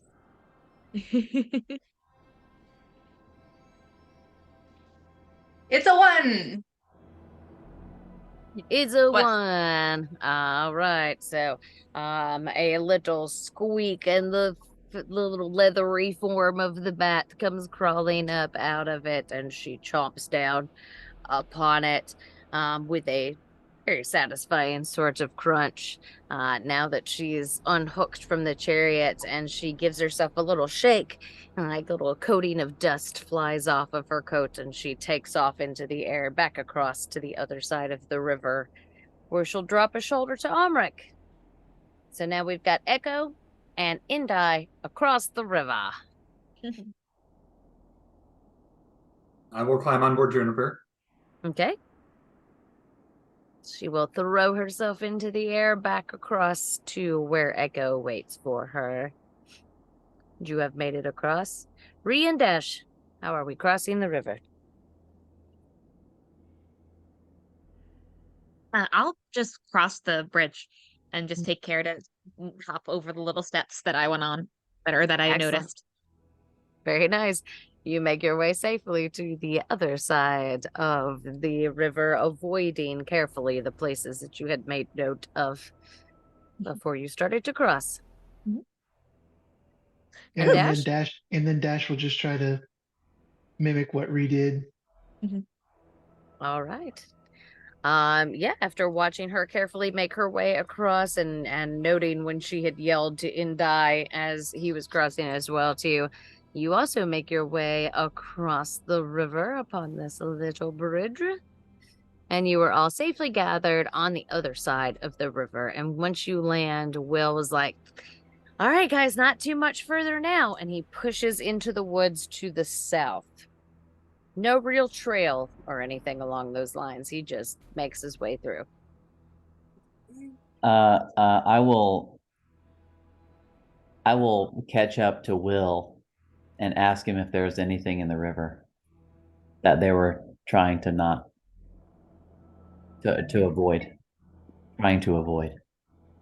I have heard that there's like really big fish down there and that they can eat a person whole. And then I've heard of people who are like half human, half fish that live in the water as well too. And they got really pointy teeth and they'll attack anything that moves, makes too much motion in the water. But mostly it's just really fast. And you wouldn't really want to fall in and get swept up with that. Okay.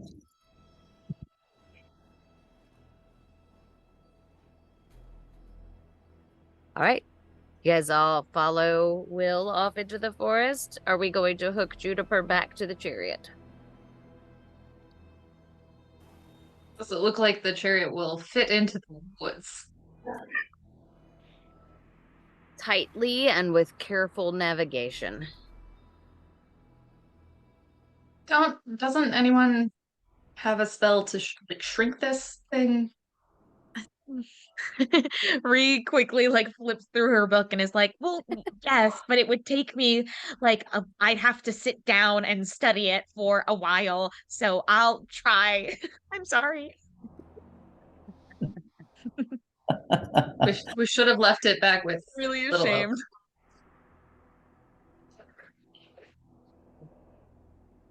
I guess we'll soldier on. No chariot?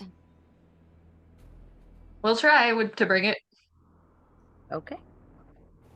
You all push on into the forest.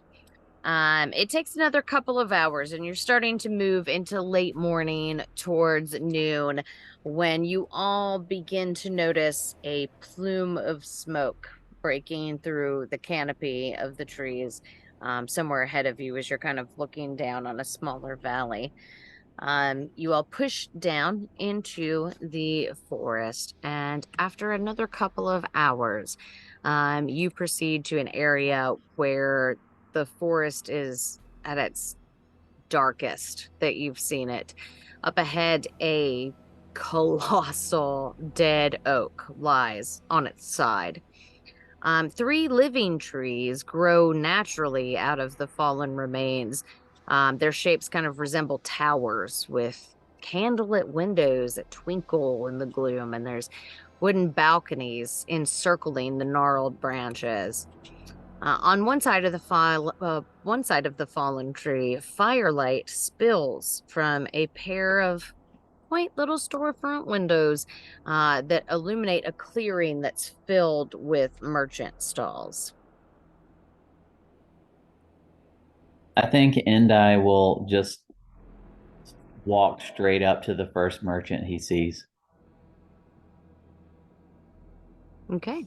Well, there is on your approach to it and kind of in the main thoroughfare that moves through, there is a gnarled bridge that's formed by these tangled tree roots that spans like a rocky, dried up river bed.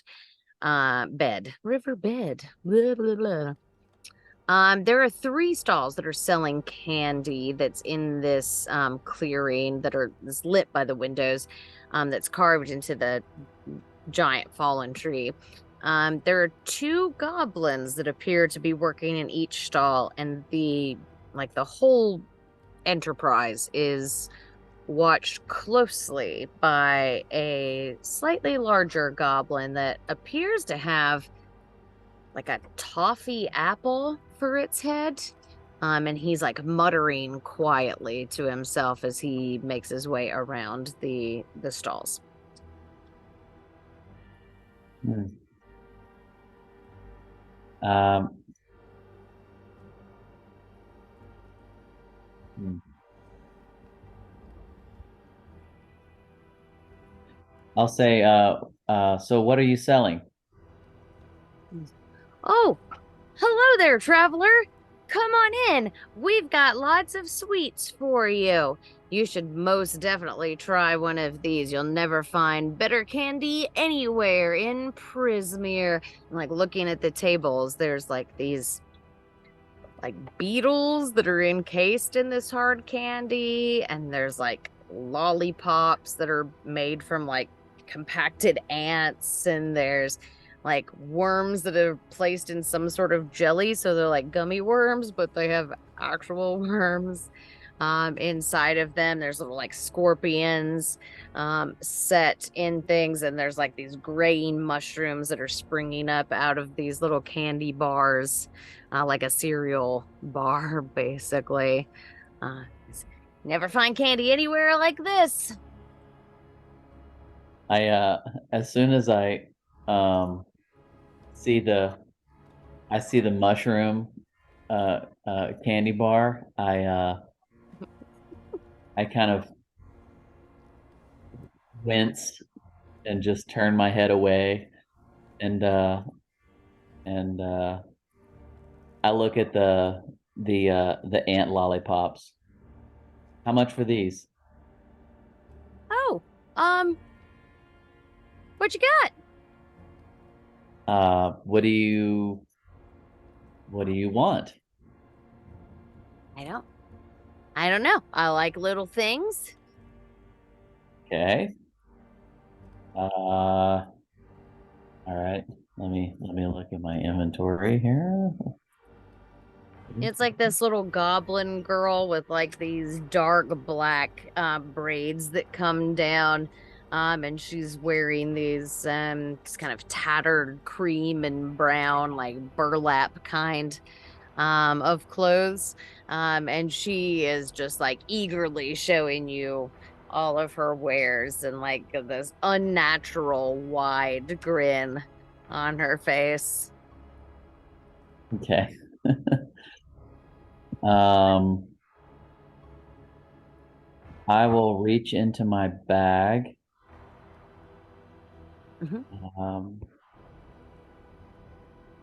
What are the rest of you doing while Indai is doing this? See, he's just approached. Hey!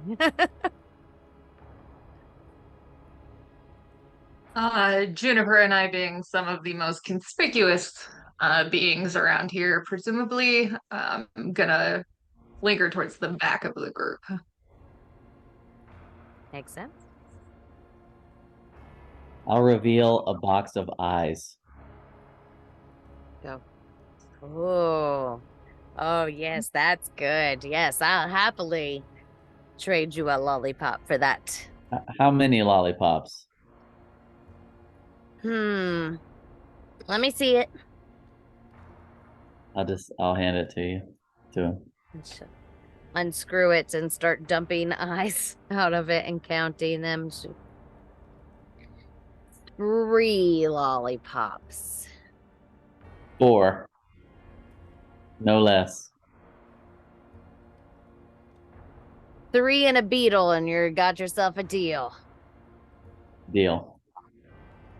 Excellent. And she like pockets them, sticks them up under the table. Okay. Pleasure, big one. How large are these goblins? Oh, good question. They're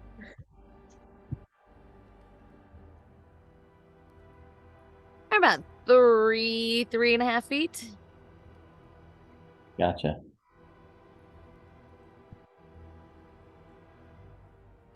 I had to Google D&D. How tall are goblins? Normal searches. What do the rest of you do? Echo and Juniper are hanging towards the back. Dash, Amric. I think Dash is just kind of like moving between the stalls, looking to see, like, just with a real craftsman's gaze, just like, what do we got going on here? Like, what are these merchants really up to? Mhm. He's just kind of eyeballing everything and Okay. window shopping, I guess, more than anything. Excellent. You can make me an insight check if you would like to, Dash.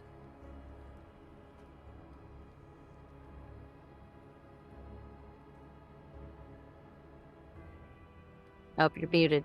That's an 11. An 11. It is all of the candies on this table are like surprisingly brightly colored in kind of the muted tones that you guys have been traversing for quite some time now. These are like a neon pink and yellow and green and reds and blues. Like it is in your face kind of color. And you notice in Dai, like digging through his bag, you presume in order to make a trade of some sort. But what catches your eye in particular is the little shop windows that kind of cast their light out over this space. And you notice that there are some really impressive like toys set up in this window. There is like a set of nesting dolls that are laid out from biggest to smallest, each one kind of looking progressively more frightened down to the little one, but they are superbly made and painted, and that most definitely catches your attention. Okay. Ree? I think I would kind of like I'd probably follow along with Dash kind of like weaving through the shops, but I want to follow the candy apple headed dude discreetly. Okay. Excellent. You can make perception check because you're following along behind him. Okay. All right.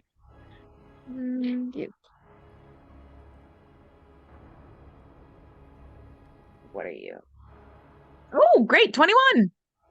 21. Very nice. All right. This little creature, like every time its attention is drawn by something loud or unknown, its muttering like immediately stops. But as soon as the situation is kind of neutralized, in his opinion, he goes back to this muttering, and it seems like he's having like a constant but kind of mild crisis of conscience. You hear him muttering the word Mishka a lot, and you hear him saying leave me alone quite a few times. He seems to kind of repeat that phrase in a kind of frightened and flustered tone of voice. But the rest of it is kind of nonsensical, almost like word soup, basically, other than those key phrases that stick out to you the most. Okay. Can I cast detect thoughts on him? Yes, you may. Does he get a save? No, it just No? I get I Unless just you go get it deeper. unless You I get go his surface deeper. thoughts. Yes, exactly. I remember. Yeah. Totally. Okay. In his thoughts that you kind of delve into, you're not getting a lot of words. It seems to be more of like this just mumblings and mutterings, but you spot kind of a squalid kitchen with a large clay oven, and there is a young girl that is shackled to a work table, and she's like peeling potatoes and carrots, and set into the floor nearby is a padlocked iron grate, and you can hear kind of like a muffled voice coming from it, although you can't make out any distinct words. And after you kind of take in this scene of the voice from the trapdoor, the girl shackled to this work table, you also notice that there is like it appears to be like a green dragon, about the size of a dog, that has, it's like coiled up near the oven, apparently kind of dozing, and these fumes rise from this kind of little wormling's nostrils as it sleeps in front of the oven. All right. And that is where his thoughts linger. Yeah. Okay, cool. I will. Yeah, I'll stop following him. I'll just like turn around or wherever, weave back through the crowd to find our group, just anybody from our group. Okay, Albrecht?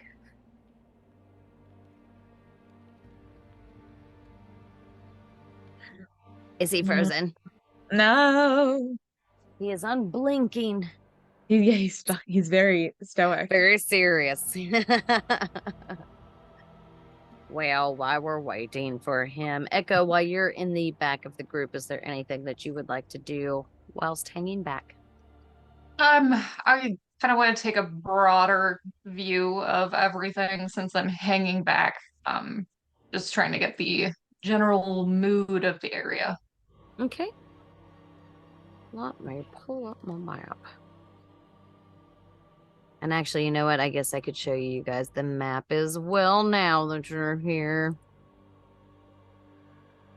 And share sound. Ta-da!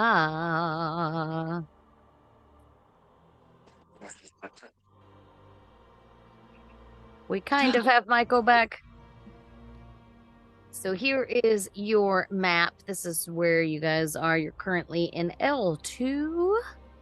That's where you are. So there's not a whole lot to take in from where you are currently standing. You notice when you came in on the bridge, as you're taking in kind of a broader view and hanging towards the back, that the children that you had been traveling with like veered off to the left of the bridge as you guys approached and moved to the right-hand side. There's not a whole lot to see from where you are other than the shop windows. You're not entirely sure what is behind those. You notice the dolls that Dash seemed to be absolutely fascinated by. But there's also like some small, like needle felted animals that have like needles for teeth inside of them. And I'm gonna stop the share now that you guys have briefly seen it. I'll put it in our Discord now that we have seen it originally. Let me go back to my sound though. Because I can't look at my stuff with you guys seeing my screen. All right, let me find where I was.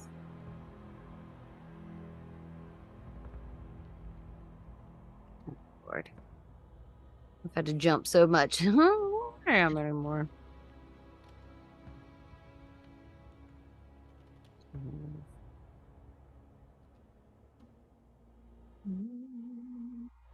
Sorry. Okay, so there's the little needle felted animals with the needles for teeth. There is a set of playing cards that depict like super sad weeping children on them. There seems to be a kind of wind up doll that has like a tankard in its hand. And there's like these, like a small little, probably 1 foot tall little mini guillotine in the window as well. I'm gonna mutter to Juniper, like it seems that toys might be a form of punishment. Or Just kind of storytelling ducks her consequences. head down and follows along behind you, patting as quietly as she can. And if we have Michael back, We do not. maybe. Damn it. Kind of. We kind of have him back. No? Yes? Okay, I'm gonna come to the other room. Ah, so close. This is why I edit. That No computer lead in. hates being on the internet. Weird. I understand. That's why I bought myself a new one. Yeah. I mean, yeah, if it doesn't like being on the internet, I don't know. I mean, there's other stuff you can do on it, but defeats the purpose. Kind of. I am Okay. seriously contemplating a new laptop. Mm. Even though mine is absolutely fucking fine. And if it is, if I get one, then I'll just send it to Michael. Okay, now that we got you, Omric, what are you doing while everybody else peruses the area? So Amrik is going to be mostly staying close to Indai, figuring that he's the most likely to like pull a blade on somebody that we don't want him to, or eat something that he shouldn't and like explode or something. So while doing that, he's going to keep an eye on the muttering apple-headed goblin, who he's going to guess is Chucklehead. Safe assumption. And kind of wait for the group to regroup a little bit before thinking about approaching Chucklehead, because right now we're a little bit too scattered for that. All right. You have variously followed Chucklehead, perused shop windows, assessed the situation, and purchased some delicious candy. As Yes, Endai it- is looking at one of the ant popsicles and like smelling it. And Smells like delicious toffee. like just Eat it. just trying Just to eat it. take Just eat it. he licks it. He just gives it a little And lick. he's dead. You just give it a little lick. Roll a d8 for me, please. And he's dead. Ah! Amrik, where were you? You were supposed to be watching him. You were supposed to be watching him. It's candy. They sell it. Why? Oh, hang on. Why would it be wrong? I It's can't just make ant it. candy. Hold Candy. Yeah. on. Oh, I didn't mean to roll 4 things. Hold on. No, just roll one, yeah. Just one d8. For now. That would be a 2. A 2. All right. You give the lollipop a little lick and you instantly feel this foam begin to gather in your mouth, and before it begins to like spill out of the sides, and you are foaming this like iridescent pink foam at the mouth. What It's is just happening? dripping. What, It does make it what- difficult to speak, but not what's impossible. happening? Oh. Is it delicious? It is delicious. Yeah, Oh, it is. okay. It tastes like Oh my God. snozzberries. It's so good. Armor is so good. You gotta try this stuff. It's so good. Armor. Oh God. Might be the best candy you've ever had. Well, he doesn't seem to be suffering too much, and he's not asking for any help, so we'll just let this play out for the moment. You want some? You want No, some? thank you. Oh, it's so good. It's really Not good. suffering. Amrik, can you like find out how long this is gonna last? I don't know how long. All right, I will look to our goblin vendor and say, well, I don't know if you've seen this before, but if you have any guesses for how long we can expect that to keep happening? Yeah, it's just a bit of fun. Calm down. It's fine. It only lasts about an hour or so. All right, thank you for letting us know. That's a lot of bang for your buck. Just a Right? jar of eyes. It's a jar of I I know eyes. it's just would one plate. cost You can you. repeat this for days. I have think- another one. Don't worry. You've got two more and a beetle bar. Oh wow.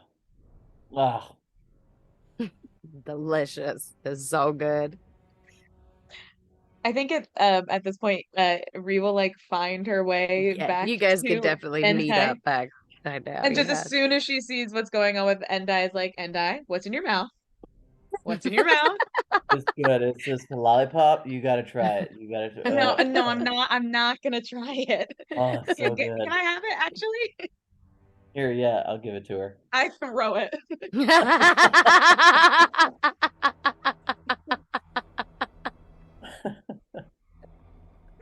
I can't do Wait. anything about the phone, but we can stop you from licking it again. As Dash comes walking up, it's just like kind of Pink bone. jerks his head out of the way of this flying popsicle or whatever it is. It's He's right like, by your head. ah, Dash, grab it. Grab it. Dash, grab it. Do not grab it. it's already landed in the dirt. I'm not picking it up. Ah. 5-second rule. Ugh. Not for dirt candy. I mean, there's limits. Echo, I'm just gonna shake my head and look for a spot to get some arrows.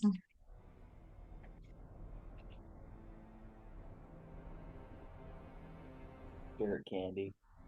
I was gonna say, It's all right. no, like I'll be candy arrows made out of some sort of insect that like turn into weird things whenever they hit.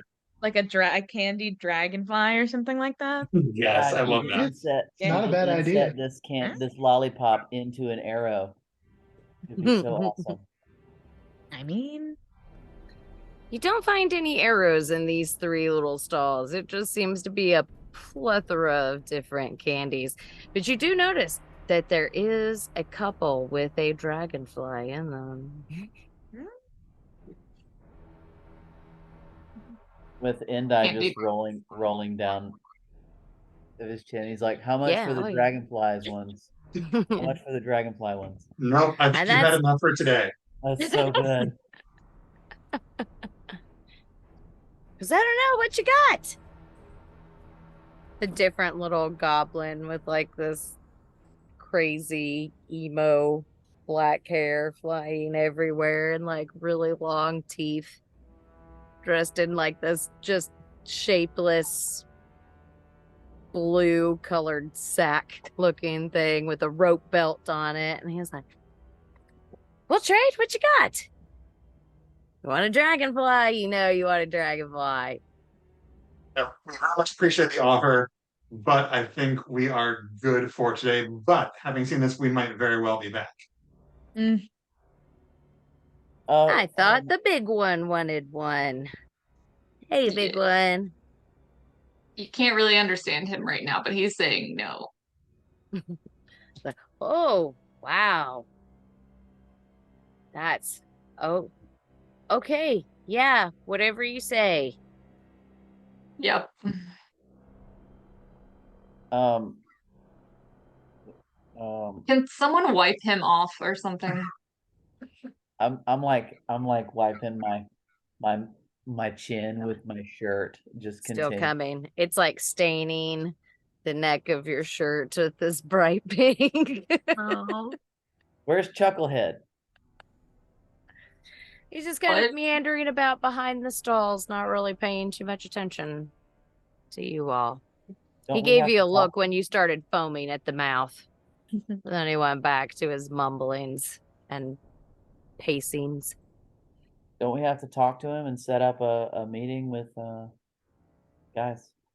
My suggestion was to scout the market first. Okay. What specifically are we scouting for? Points of ingress, egress, escape routes, potential allies, potential enemies, lay of the land, possible hazards, armies, traps. That's a lot. You Candy? look for all of that? All the time? I forget. You people are essentially what I believe children are.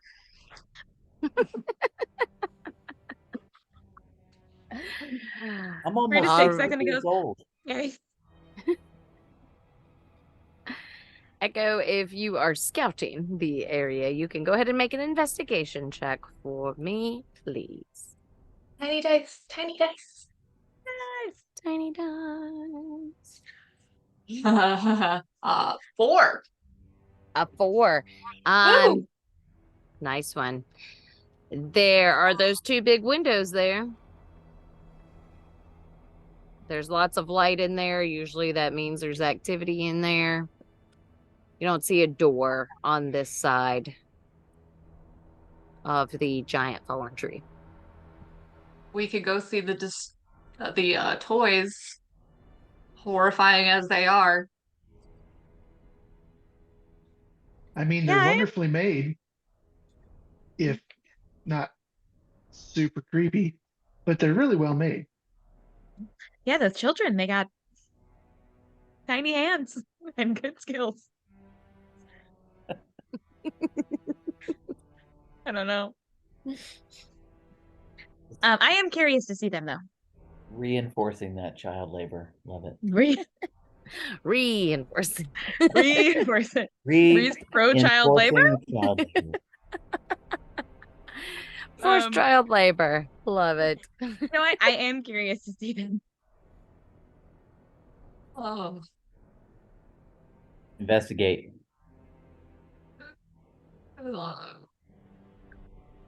you're officially more conspicuous than I am, and that's saying something. So Let's investigate. Just come on. Come on, guys. Still so you good. you hang out next to Juniper. I only See if licked she it likes the once. taste of your foam. It was the tiniest lick. Exactly, which is So why you don't good. need any more. I'm like digging in my bag trying to find the other ones. Yeah, there you've got the other ones. As soon as he comes up with one, I will grab it from his hand. No, Just- no. So good. It was very good. Okay. All right, fine. You keep it for yourself. I have another one. It's fine. And a beetle bar. Can't forget the beetle art. Can't forget the Do we beetle bar. want to approach Chucklehead while we're out here in public? Before we do, speaking of Echo said potential allies or enemies, I was following him and I peeked into his thoughts. And I'll describe to them what I saw in his head. Okay. And what he was and like the stuff he was saying. He seemed really caught up in thought and confused or concerned about something. I don't know if this means that he'd be an ally to us, but especially with what Will said about him being a bit different as of late, it could mean that he might know something or would tell us something accidentally.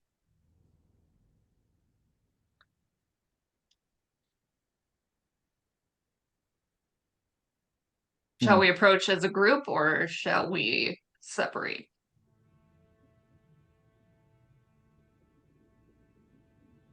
I'll stay here with Indai. Go anywhere on my own. I would suggest Juniper stay behind as well. So I'll stay with Juniper and Indai. Okay. If we think it is the best course of action, I can guard us. as we talk to him.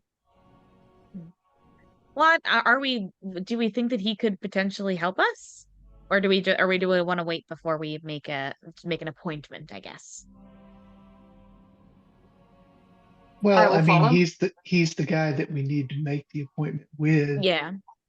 So We have done limited scouting at this Mhm. point. You have done extensive scouting, as far as you know. I think let's scout a little more, and then we can go up to him if we would like to find more scouting. I'll take a look around and do an investigation myself as Okay. well. I will Make walk your around with investigation. him and assist. You can have advantage on Alright. your investigation check. That's a very good thing. But not a great thing. 14. 14. As you circle back around towards where you had originally come in across the bridge, there is kind of a, not necessarily hidden, but it doesn't necessarily stand out as a door carved into the roots of this kind of toppled tree. And there are no windows, so you can't quite see into it, but you know that there is a door here. And then off to the left-hand side of the door, you can see like these really neat and orderly rows of vegetables that's been planted into the ground off to the side of this fallen tree. Hmm.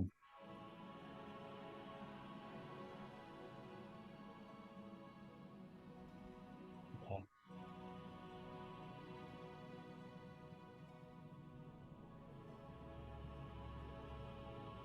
You can meet back up with everybody and tell them what you found if Okay. you would like.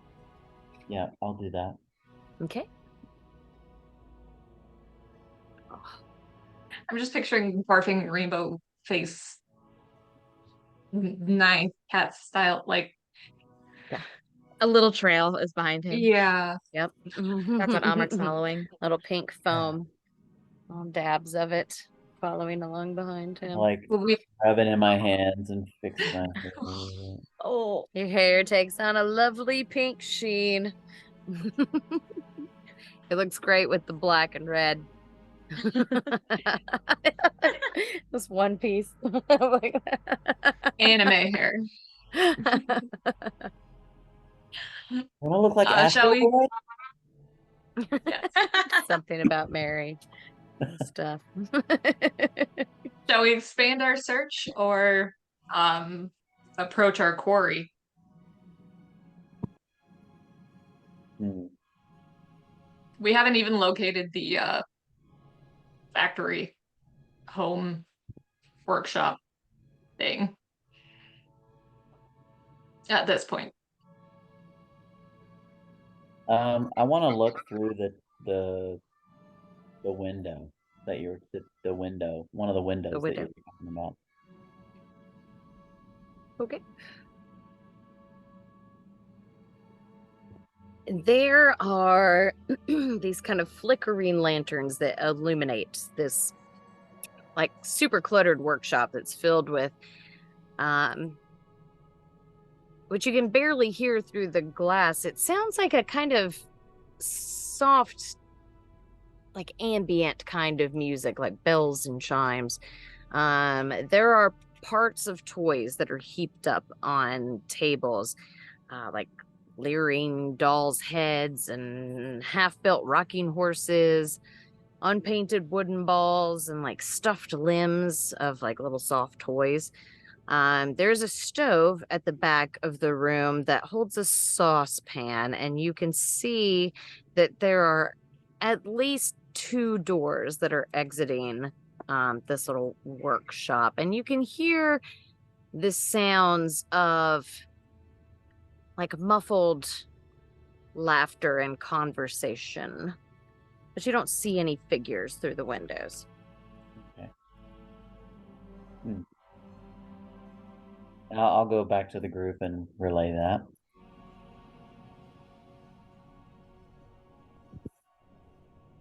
Have we determined this is the workshop where we will rescue the children?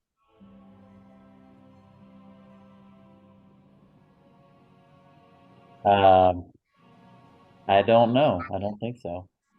When I looked, it just looked like a window. So Well, it looks like a workshop, and there's a stove in there, but I did not see any children. It's probably the workshop.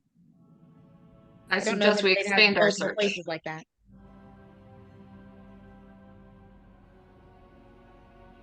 I suggest we increase the radius of our search. You said that there was a dragon somewhere. Where's that? Well, I didn't see it myself, but the chucklehead over there, I think the dragon is in the kitchen, if it looks like what it looks like in his mind right now. Okay. Hmm. Okay.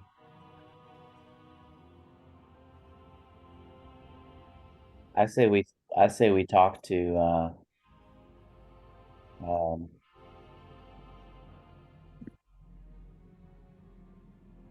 Chucklehead as I'm foaming at the mouth. We really need to talk to Chucklehead.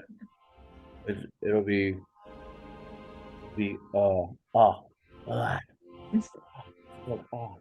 So We good. got it. So So good. good. Chucklehead.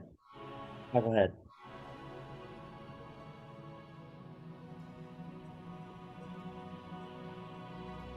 Echo's going to look to Amrik and re orders. What is the mission? Let's talk to Chucklehead then. We can always do surveillance, do more investigation afterwards as well, if we feel like we need it. Understood. I will comply.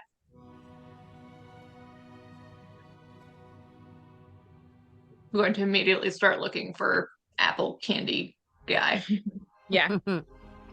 Apple Candy Guy is doing his pacing back and forth. He's behind the merchant stall, so he hasn't been up in kind of the civilian area. He's pacing behind these little goblin workers, just continuing his mutterance, and every now and then he holds his little hands up to his head and gives like a pounding with the heel of his hand against his little toffee apple head.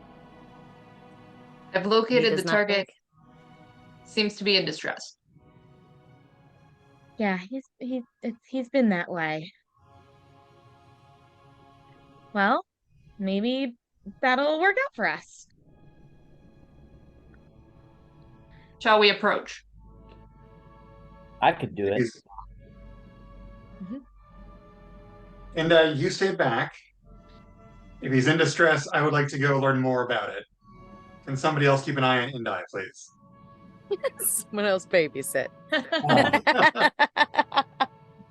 Come on, you watch him. guys. I'm fine. I'm fine.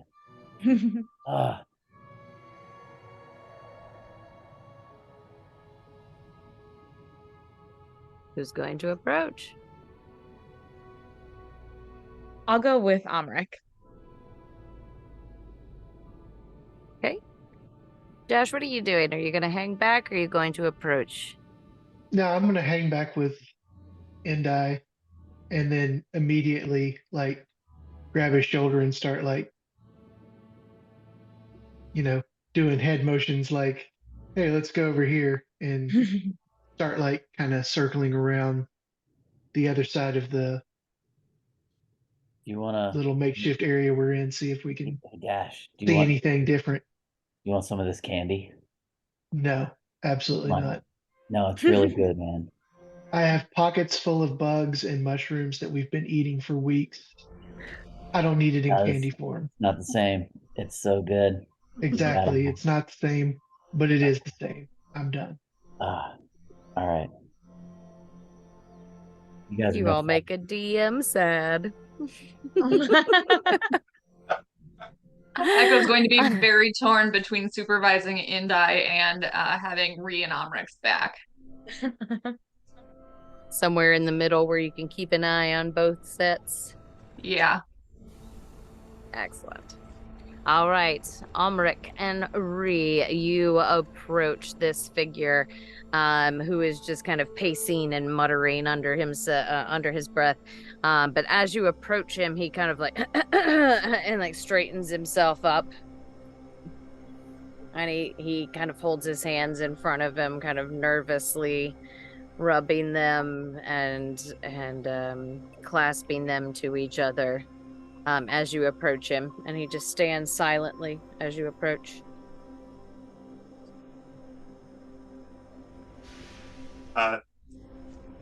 Hello, sir.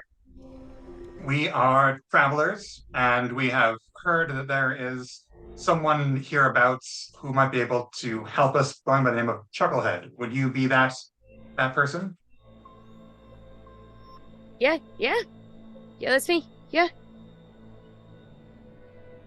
Excellent. Glad to have met you. We are seeking an audience with Granny Nightshade. And as a separate matter, I can't help but notice that you seem to be in some sort of distress, and we're wondering if we might be able to offer you some aid. Oh, no, not distress. Not me. I'm fine. Thank you. I don't need your help. But I can arrange a meeting. How soon do you need this meeting to happen? How long has it been since I ate the candy? Yeah, about 20 minutes or so. If it could be at least 40 minutes or so from now, that would be fine. At least. Can we do an hour? Would that work for you? That would be quite amenable for us. Okay. Yeah. Okay, an hour. Yeah, we can do an hour. Yeah, that's fine. Who are you? We are just a group of travelers who have found our way to this land and seeking to get to know more about it. And we have heard that Granny Nightshade is one of the people, if not the person, who might be best positioned to help us learn more and know more. Yeah, she's a good one to talk to. She knows lots of things. I'm sure that she can help you. But look, pal, I gotta give her a name. All right, I can't just go in there and go, there are people here. Yep. That's not how it works. I understand. My name is Omric. Do you need all of our names, or okay? is mine enough? I don't care. Sure, we can do just your name. We'll see what happens. All right, meet me back at the door across the bridge in an hour, and I'll make sure that she can see you. Excellent. All right. And you're sure there's something we can do to help you? Nope. No. I do not need any sort of help. Not at all. Not from anyone. 1 hour. For sure. Understood. All right. Great. Well, 1 hour. See ya. And he takes off back towards the bridge that you guys had originally crossed, across the kind of dry riverbed, and disappears into the door that Indai you had noticed earlier. While they were talking, I was kind of inching my way back over toward the stall. Yes. I wanted to know if there was anything within reach that I could steal. Well, Sniper, let's no see how sniping. your companion handles you approaching the stalls, Dash. Come on, Indai, are you serious? Shut up, man. Come on. They are momentary at the one closest to the tree. As your companions approach Chucklehead, their attention is kind of diverted to the conversation that he is having with them. I'll let you make a sleight of hand check against my perception. Where's my dice? My attention is split. You can make a perception check with disadvantage. I have to find my stats really quick though. Oh no. Oh, that is a nat 20. Sorry. Nat 20. You see all the damn things. That was with disadvantage? Oh God. Oh, Wait, disadvantage. Another nat does 20. my advantage rule out the disadvantage? Yes, so make a straight roll. That Nat was the nat 20. 20. Yeah. You see Yes. everything. If this Beautiful. counts as my favorite terrain still. Yes, it does. Indai, what was your sleight of hand roll? 8. An 8? Well, I rolled a 4. So you did manage to swipe 2 pieces of dragonfly candy. Oh yes. And I'll just kind of like inch my way back over toward like nothing. However, Echo, you absolutely see it. I make a few strides over, pulling an arrow out of my quiver. Probably right when you get up to him is when he manages to palm those 2 pieces of candy and you guys meet and you're just like up on him, but he's already like got it and is Yes. stepping back. I'm gonna grab his wrist down, wherever it is grabbing, and put an arrow head to his throat. Say, put that back. No, then they'll know I took it. Yes, yes. No, yes. they'll know I took it. You were just looking at it. I know. Okay, I'll put it back. And then Yes. I'll just kind of inch over and put one of them back. I'm gonna draw a little blood. I don't know what you're talking about. I don't have anything. Still holding your wrist. Just shake it. Shake it. And I just kind of drop it. It Don't falls to move the it. ground. Drop it. Drop it. I dropped it. Shh. Shut up. Shut up. They'll know. Gonna let him About go. this time, like Chucklehead is like walking past you guys, up to the door. You did not get your pieces of candy, and but you still Push have Echo another towards lollipop Dash. Just and a push it. beetle bar. I could jam one of those in an enemy's mouth. You don't know what I could do. Just saying. I don't know what you could do. Yeah, that's why I'm on the team. I am the one that I'm the wild Eats card. things. Okay? I'm the wild card. Eats things. Don't make me Eats have things. Juniper keep an eye on you. I will let her eat your hand. Oh, she would love that candy. She would love that hand. I would give her candy. Not give Juniper candy. I'm not giving these other ones back. I paid for them with my own Just eyeballs. wait till we're done with the current mission to eat them. I will let you eat them. I just want that one that's on the ground. Can I just get the one on the ground? No. Oh. All right. Nope. Bad. I'll just like nonchalantly start walking away like nothing happened. And then like as I pass Dash, be like, you need to pick that candy up.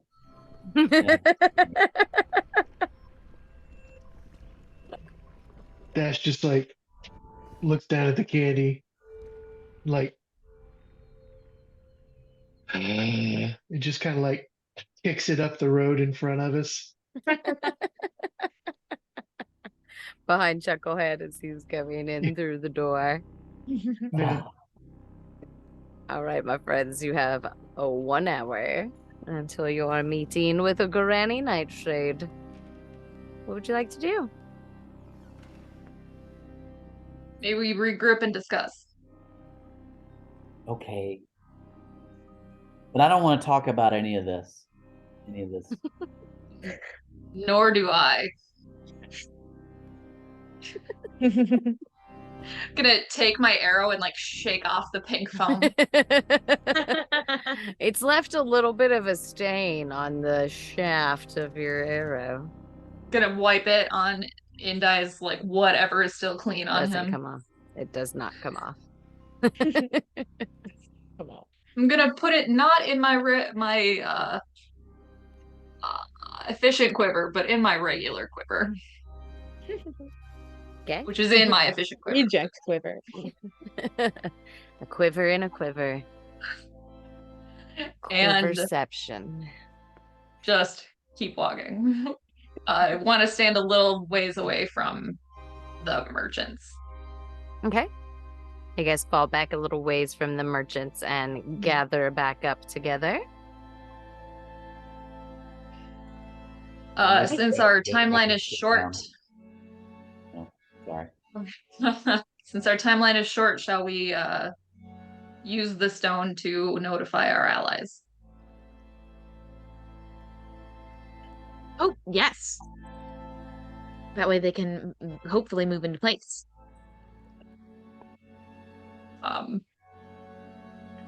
Did I give him the stone or did you, Indai?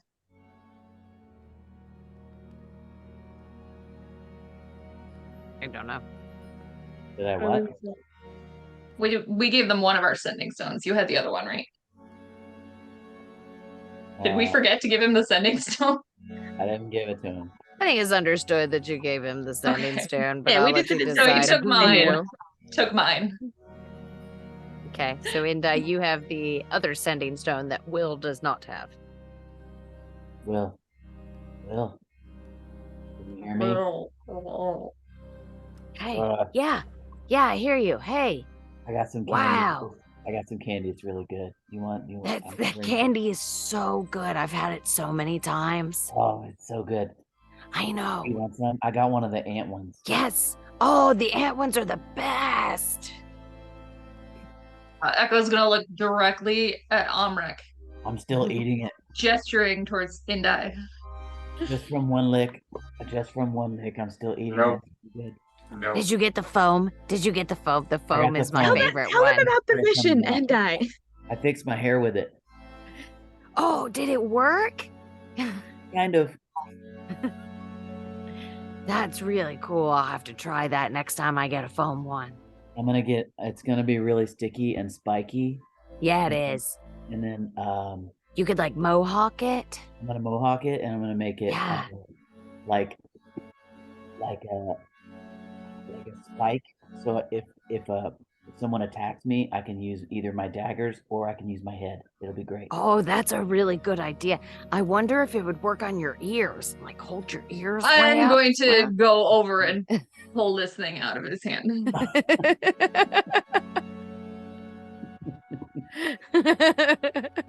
Echo, no, it's mine. No, stop. I will get the Are arrow you in back. danger? Magic stops Are you in working danger? after a certain time? Do we No. need to help you? Do we need to come in now? No, we have a meeting 1 hour here. Hands it to Ree. It's sticky. It's that can't be good for the magical properties. I mean, that's pretty much everything that we know from Echo. We're meeting with Granny Nightshade in 1 hour. Is there anything in particular we should discuss with her to distract her more, and make her more just- enamored with us? Just whatever you can think of. You know, if she has your stuff, then maybe you could offer like some sort of trade for your stuff. Maybe. Okay. And she does that kind of thing? Oh yeah, people trade things all the time around here. All right. Well, okay, then perhaps that's what we'll do. Though I don't know if my companions are feeling any of their any particular inclination in this place. Oh. Well, I'm not sure. But just whatever you can think of, keep her as busy as you possibly can for as long as you can. But when the screaming scarecrows start, if she goes to follow her soldiers, you need to just let her go and use that time to get into the workshop. And where is the workshop? It's just further back inside Loom Lurch. So you go through the parlor, and Mhm. then the workshop is the very next room. Okay. All right, then we will do what we can. Be safe. One Best of out. luck. You as well. We'll see you soon.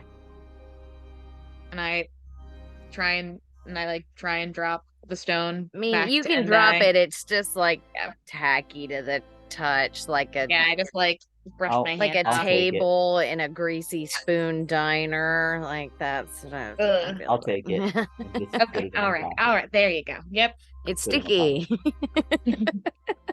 You still there, Will? Yeah, I'm here. Hey, I really like you. You're kind of cool. Let's have some candy later, okay? Hey, I like you too. Maybe when we bust everybody out, you could just stay here with us. I don't know, man. I'm not little, okay? You could be little though. I could help with that. I don't I want to could be. probably find a candy that'll help with that. I don't want to No, be little. no. If you stay here long enough, then you can become like us. I wasn't always little either. Oh, that's weird. Oh, I didn't know that. That's weird. Through the bone.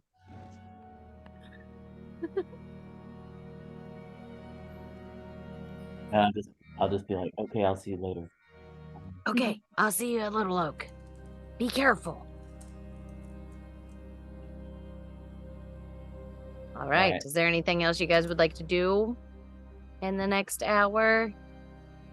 After about another 35-40 minutes in the foaming gradually dries up, and you're just left with 2 neon pink streaks down the side of your face, your neck, just stained across the neck of your top.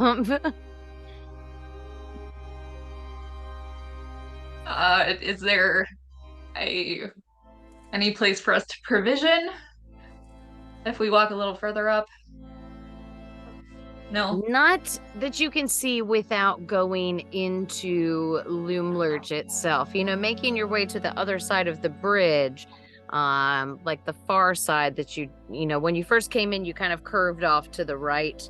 And going back to it and curving off to the left, you can see this this garden that Indai was telling you about. There are like these absolutely beautiful, like completely straight rows of vegetables. There are like a couple of raised beds that have plants that coming out of it. And in like the far corner, furthest away from you, there seems to be like a little pumpkin patch that has like a ring of scarecrows around it. Hmm.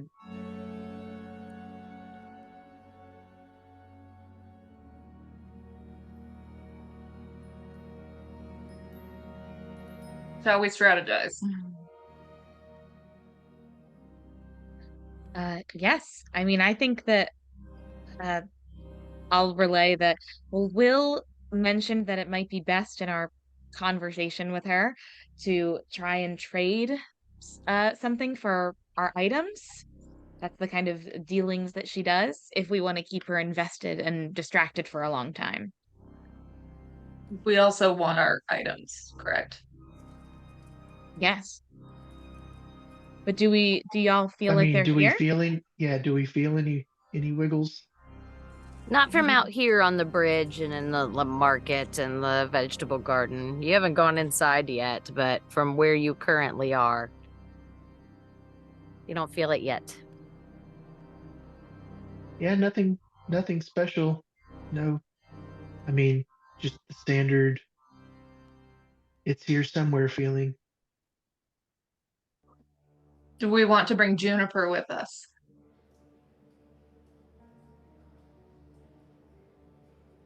Do we think Juniper will be able to stealth through the house? Do we want to put her in danger? I think it's okay to leave Juniper on the outside, and maybe she can help with the escape if needed. What But do you? but that way she can be safe, and we don't have to worry about her sneaking. What do you think, Juniper? She Will just you wait for headbutts us? you. I mean, to be fair, she is incredibly special and might make an interesting trade discussion. Not that we ever would. Absolutely not. But as far as Echo catching, immediately grabs their bow, like, as far as catching Granny's attention, though, Mm-hmm. it might make a interesting conversation point. Echo, I would never get rid of her, but she's that special. It's a good trump card. yes, That's she very is. true. And a magic cart. Chariot. You have a cart. We do have a cart. We could trade the cart, theoretically. I'd be. Yeah, that sounds good. So we bring her along. With And the cart. With the cart? Will it fit You through did the make door? it here with the cart, and it made it across the bridge.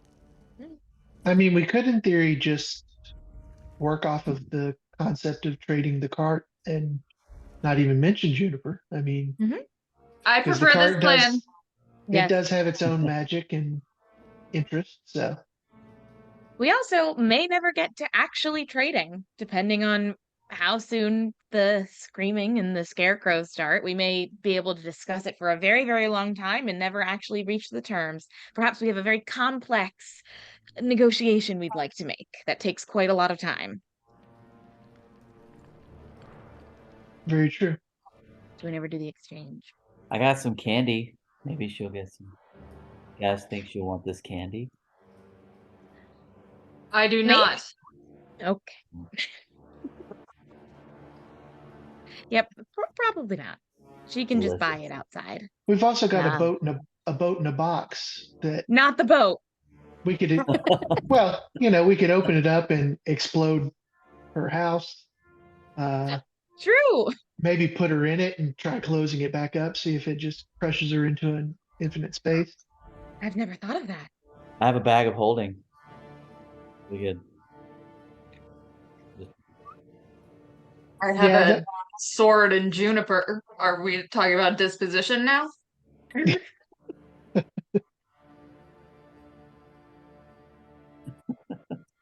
I mean, What is our unified front? We are looking for items. I suggest Ree and Amrik do the majority of the speaking. I suggest Indai stands directly next to me. Is this stuff gonna like dry or crust, or how does this work? Oh yeah, it is dried and formed kind of like a film across your face and neck, and it's flaking in certain parts, but even where you wipe it away and the kind of crumb of it is gone, that bright pink is still stained into your skin. Gotcha.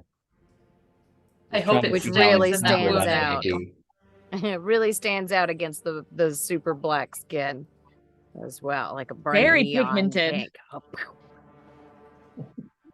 Suck it in Nesh Kapoor. Just wanted to know how encumbered I am from it. You just look funny. Okay. That's normal. I'm okay. That is normal. Just put the ears down a little bit. All right, you all come up with your plan, spend some time overlooking this space, and after about really closer to 50 minutes, Chucklehead comes back out the door, and he holds it open and kind of gives you all a gesture to come inside. On the Alright. way in, Right. I'll just reach into my pocket and will. Oh, never mind. And I'll put it back. Okay. And you all make your way inside, I assume? Mhm. All right. This chamber that you walk into is nestled between the walls of twisted roots. Through gaps, you can see the eerily beautiful woodland surrounding you. There is a closed wooden door that stands opposite of the wood bridge that leads into this room, in the center of which are 4 armchairs that encircle a small table that seems to be laid out for a tea service. A painted wooden box that's 3 feet or so-ish on a side rests in a corner, and a crank protrudes from one side of it, causing it to resemble kind of like an oversized jack in the box. The door across from you creaks open, and a little old woman totters forward. She is wearing a grimy, old-fashioned shawl, and her skin looks like gnarled bark. A large iron key extends from her back that's ticking rhythmically as it rotates. And she holds her little fingers up in a steeple and she says, "Sit down, children," in a voice that's reminiscent of kind of crunching leaves. "Let's have some tea." And that's where we'll end tonight's session, my friends. And you all level up as well as you now come in contact with Granny Nightshade, Dash, and Almric.